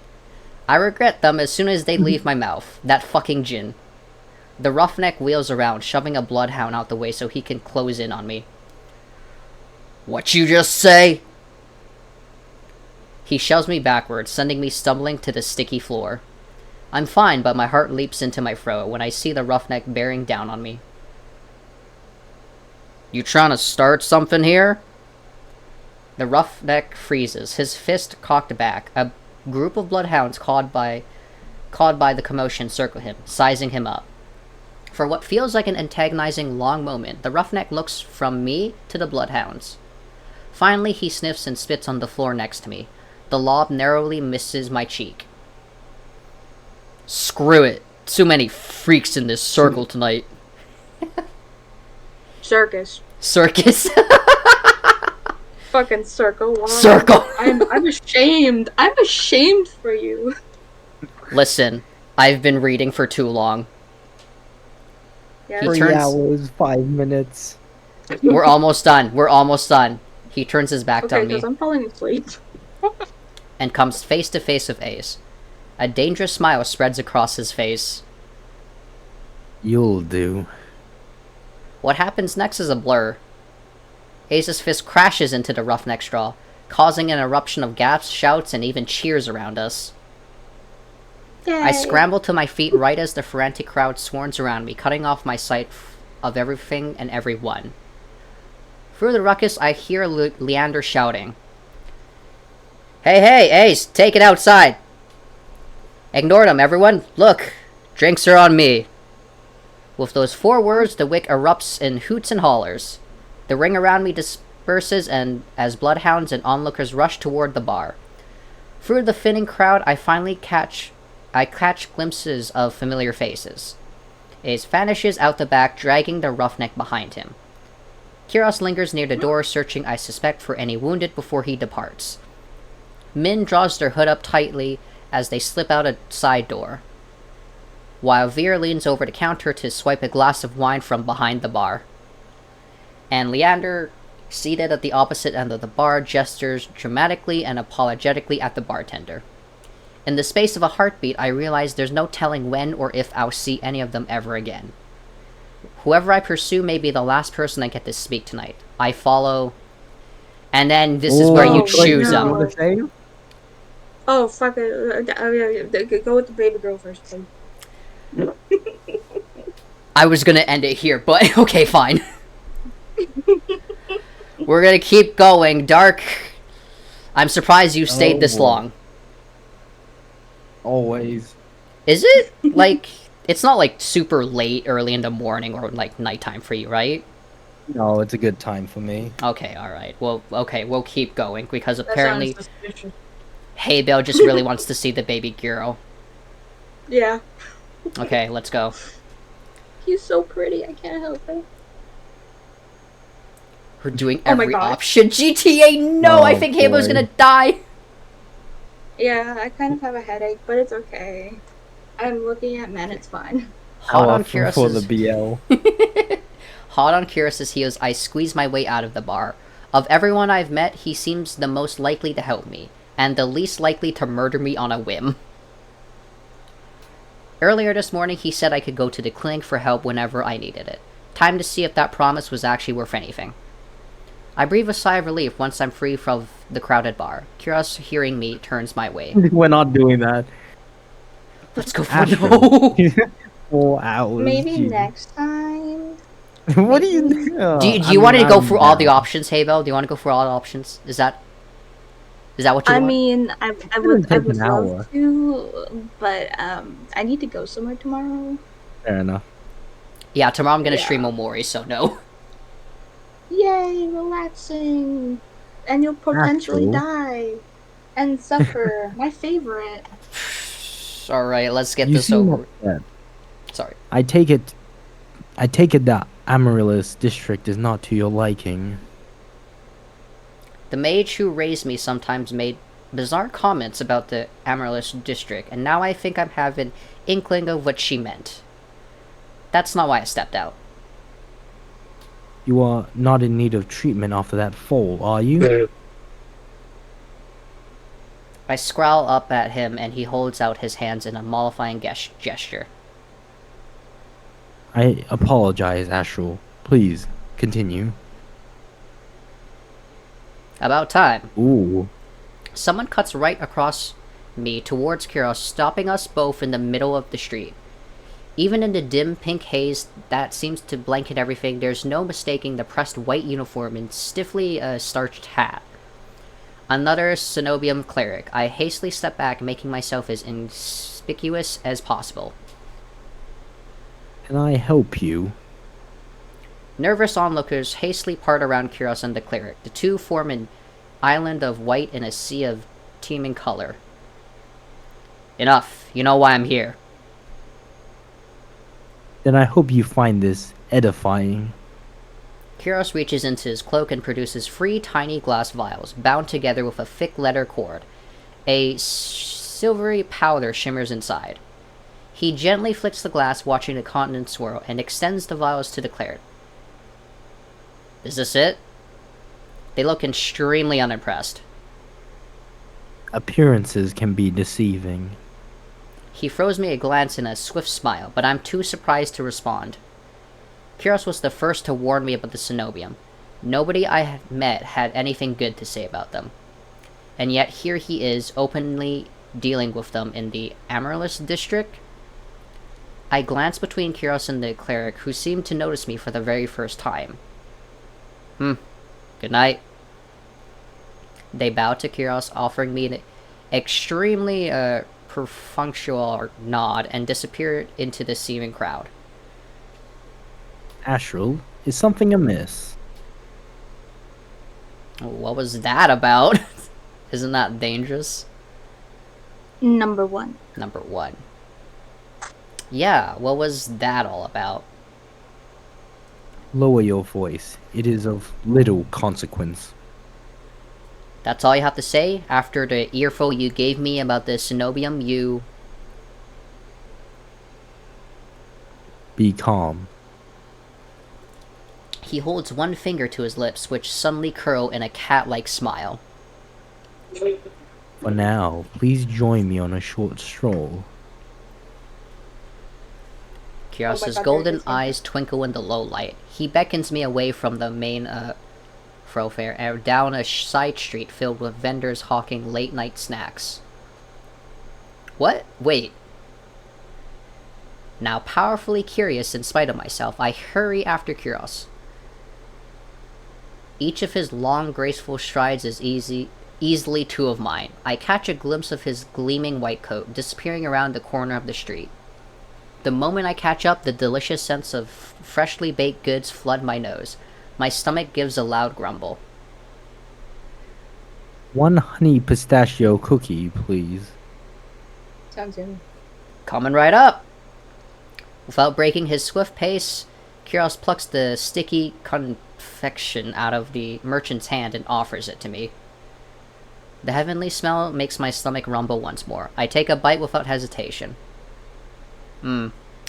Kiros watches me with an indulgent smile, and I notice he hasn't got anything for himself. You're not hungry? You need not concern yourself with me. He stops mid-sentence, his eyes darting back the way we came. The hairs stick up on the back of my neck. I turn just enough to peek over my shoulder, hoping I don't look too suspicious. Surely enough, it's the same cleric who waylaid us in the street, now wearing a thunderously angry expression. Uh-oh. Well, disappointment can be a learning experience. Glimmers of realization dawn over me as I stare up at him. What exactly was in those vials? Perhaps a rare and potent alchemical catalyst. Or some stale fish skin. The two do resemble one another, and it can be hard to tell them apart. Is he serious? I chance another glance at the cleric who's now trying to elbow their way between the food stalls. A few people make way, but most don't even notice their efforts. The street is far too crowded with hungry, patrons. Shall we? Without even waiting for a response from me, he glides swiftly into the crowd once more. Damn, you're messing with them. Was there a point to all this? 1? Yeah. Okay.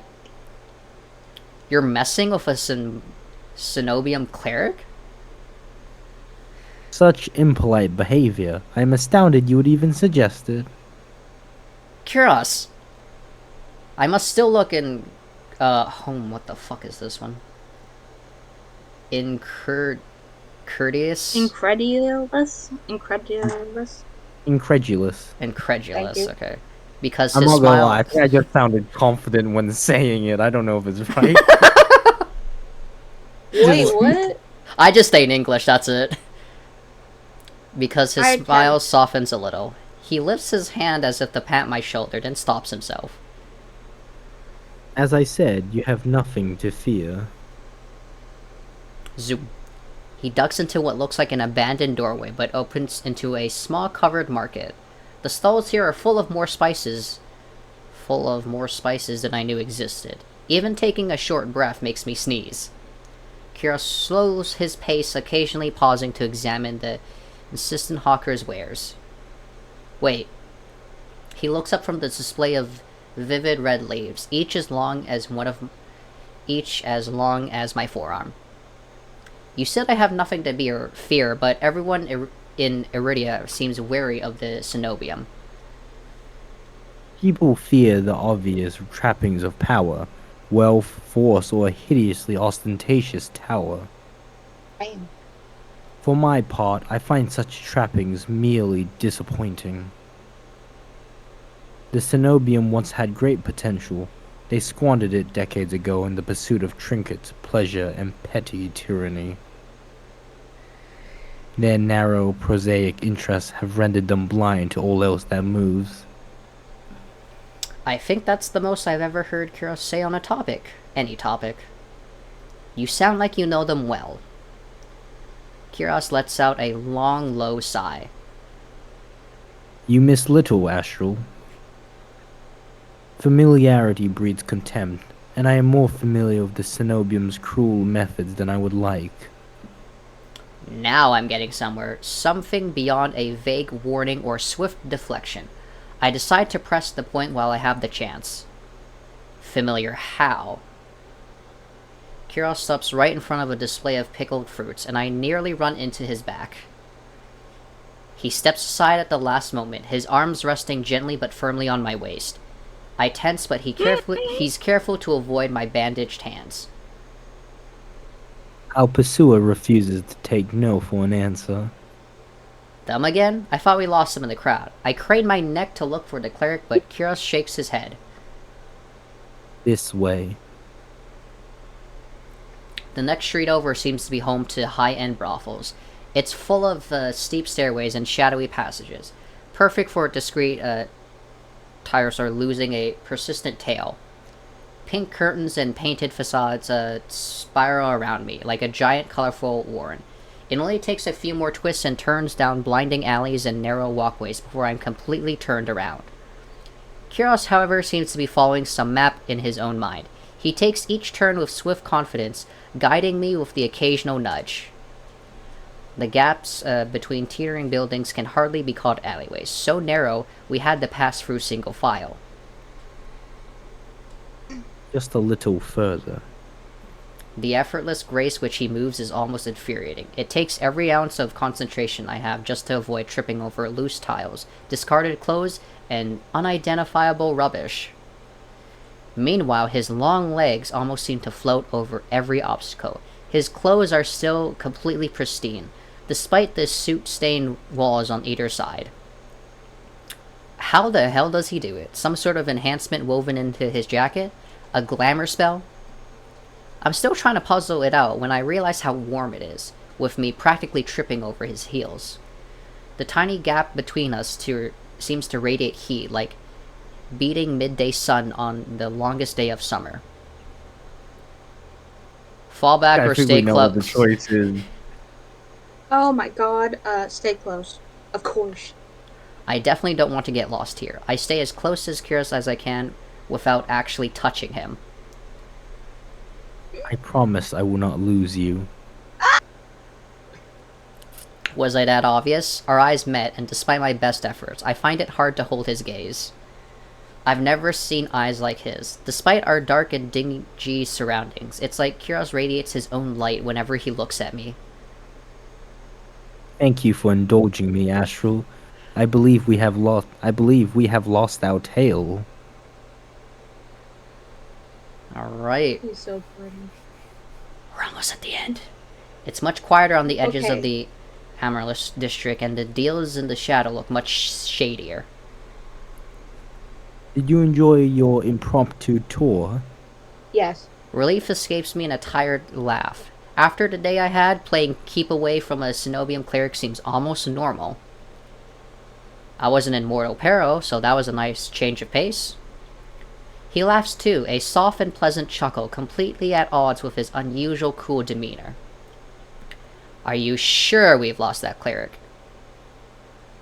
If there is one thing you can count on, it is the elitism of the Cenobium's finest. They will not deign to follow us this far. He sounds confident enough. I was starting to wonder if we have to make a full circuit of the city to ditch them. A beam of moonlight cuts through the shadows, casting his face into sharp relief. However, I should escort you back to your lodgings. It would be unwise to go alone. What about you? Are you staying at the Wetwick? Of course not. Then you're going back to your clinic alone? You just said that was a bad idea. He pauses, stares at me, and then his expression relaxes into a gentle smile. Fear not, Astral. Only the most desperate or foolish would dare lay a hand on me. It sounds insane after 2 near-death, soulless encounters, but part of me believes him. The few people who are still out huddle beneath the street lamps and in doorways, desperate to be as close to safety as possible. Kiros, on the other hand, looks more relaxed than I've ever seen him. He's strolling down the middle of the street, bold as if it were broad daylight. Even walking alongside him makes me feel more secure, warmer both sides and out.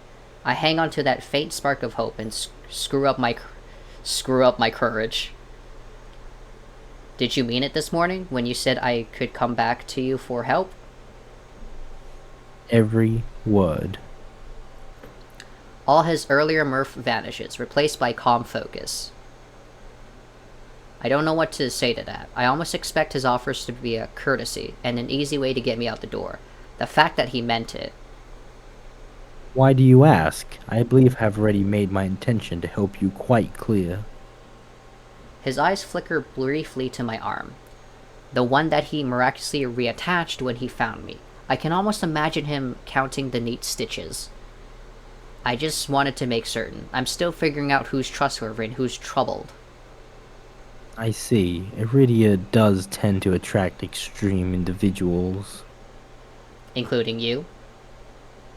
Ah, Astral, I decline to incriminate myself in your eyes. I can recognize a smooth deflection when I hear one. Though if he won't talk more about himself, maybe he'll tell me about someone else. I decide to ask about... Choices. Okay. Oh. You can... we get through all of them. Oh, okay. Yeah. Okay. So... Can we start with the last one? Okay, Yeah. sure. You and Min sound like you knew each other well. Kiros heaves a long-suffering sigh. I know them better than most, and less well than I would like. Like you, Min is a recent arrival. At time he has been particularly difficult, as much as I would like to help. He trails off, but I know exactly what he's talking about. Min doesn't seem like the sort of person who would accept help easily. Did they always pick fights that are twice their size? I have implored them not to. They rarely listen. Alright, who... 3. Nobody else? No, I'm just kidding. Nobody else. Wow. Have you ever been out to sea ice at the Sea Spring? Once. Only once? Seems like a spring with miraculous powers would interest a doctor. A long silence follows, so long that I'm not sure Kiros heard me. I'm about to repeat myself when he finally speaks in a near whisper. Ice is the rare newcomer who has proven himself immediately worthy of respect. The sea spring is another matter. Hidden depths often contain unwelcome secrets. You could say that about everything around here. A fair point. Nonetheless, I have seen many perpetued wonders, and the sea spring is unlike any other. Only time will tell what that means. Alright. The first one. First one. Why'd you send me to Leander for help? Few know Iridia better than Leander. The company he keeps can be questionable, but I had confidence in him. Yeah, his bloodhounds seem rough around the edges. Leander has always preferred the company of those like him. Survivors of Lowtown's harsh realities. You must have noticed how they flock to him. I nod. He seems to know every single person in the Wetwick. And that's a good thing? Leander's closest peers trust him with their lives. I would say that counts for something. Alright, and then we can just ask about Veer. How do you know Veer?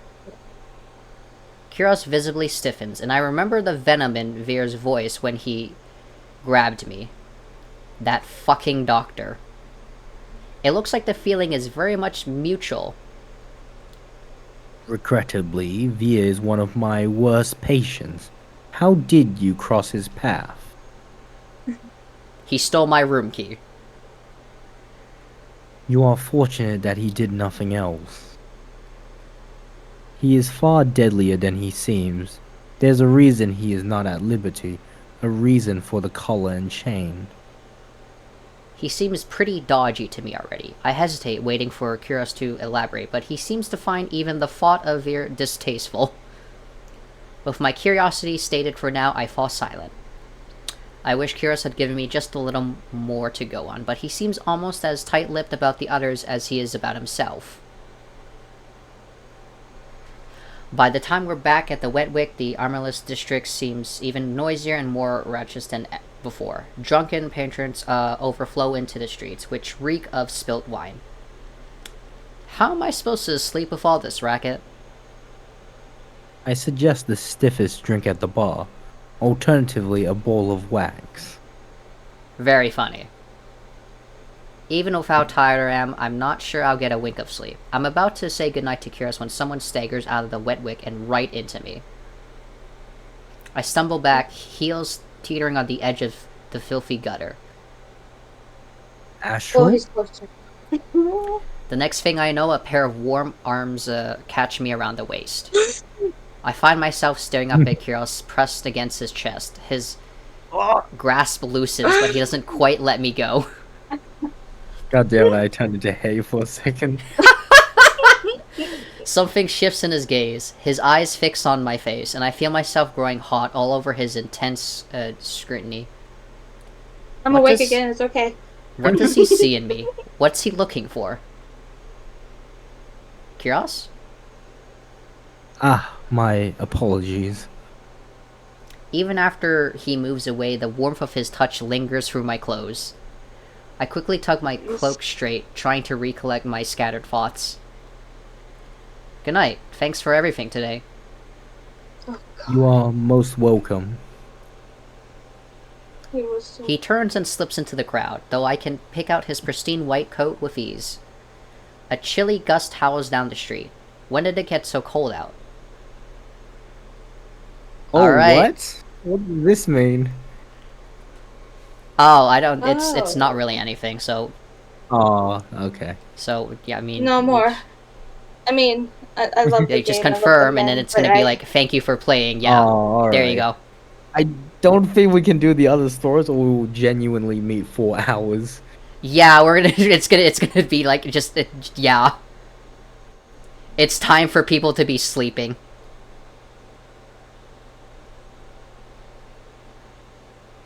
But maybe another time. Another I can stream. stay up. Another stream. can We stay can up. finish Yeah. it. We can finish it another Okay. stream. Okay. Okay. But that's not gonna be till like next week. Okay. Alright. Are you satisfied?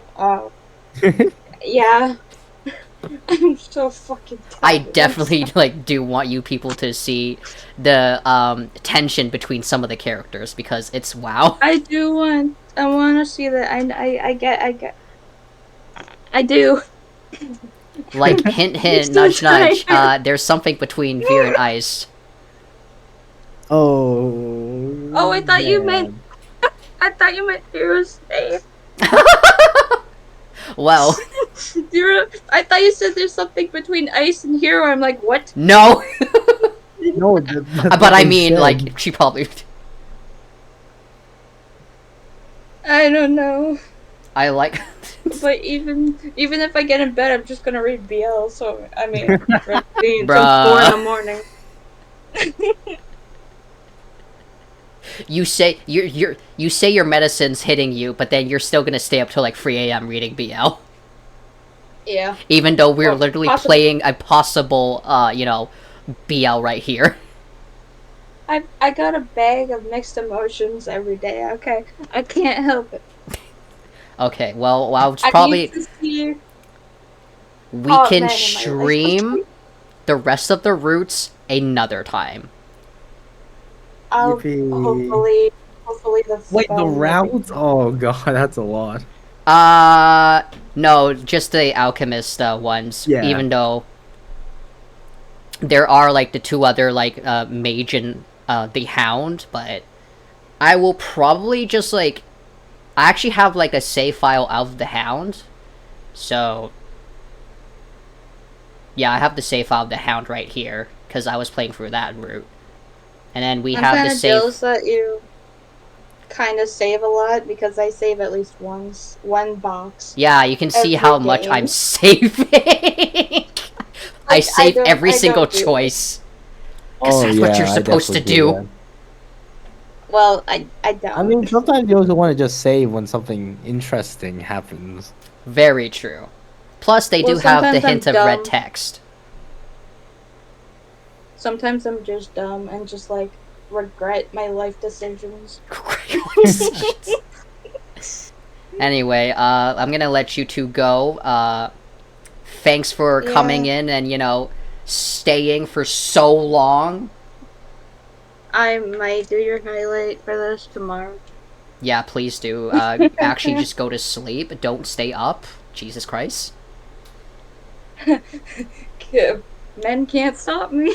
Of course, hot men can stop you.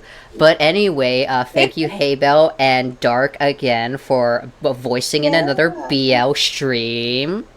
Even though I had 3 lines. Ooh. I appreciate you, Dark. Yeah, me too. Of course, me too.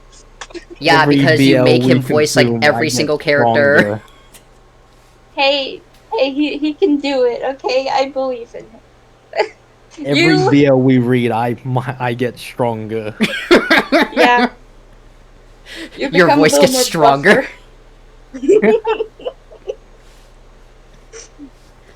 But yeah. Soon, maybe. Alright. It's time to end stream. No, You you'll two always be stay a friend, healthy. Alright. Thank you both of you for joining again on another BL. Stay healthy. Yeah, this was fun. Yippee. Oh yeah, I think I got you two hooked on the story on this.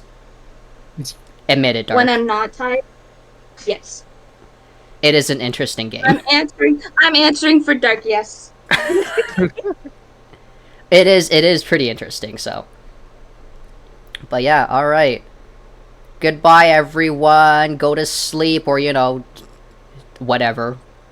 Something. Oh yeah, I was listening to K-pop to keep me up. Stop that. No, You just said you were Never. going to sleep. I am, but that Dang. was what was keeping me up. And hard music. Okay, goodbye now, for real. Bye. Yeah, Bye!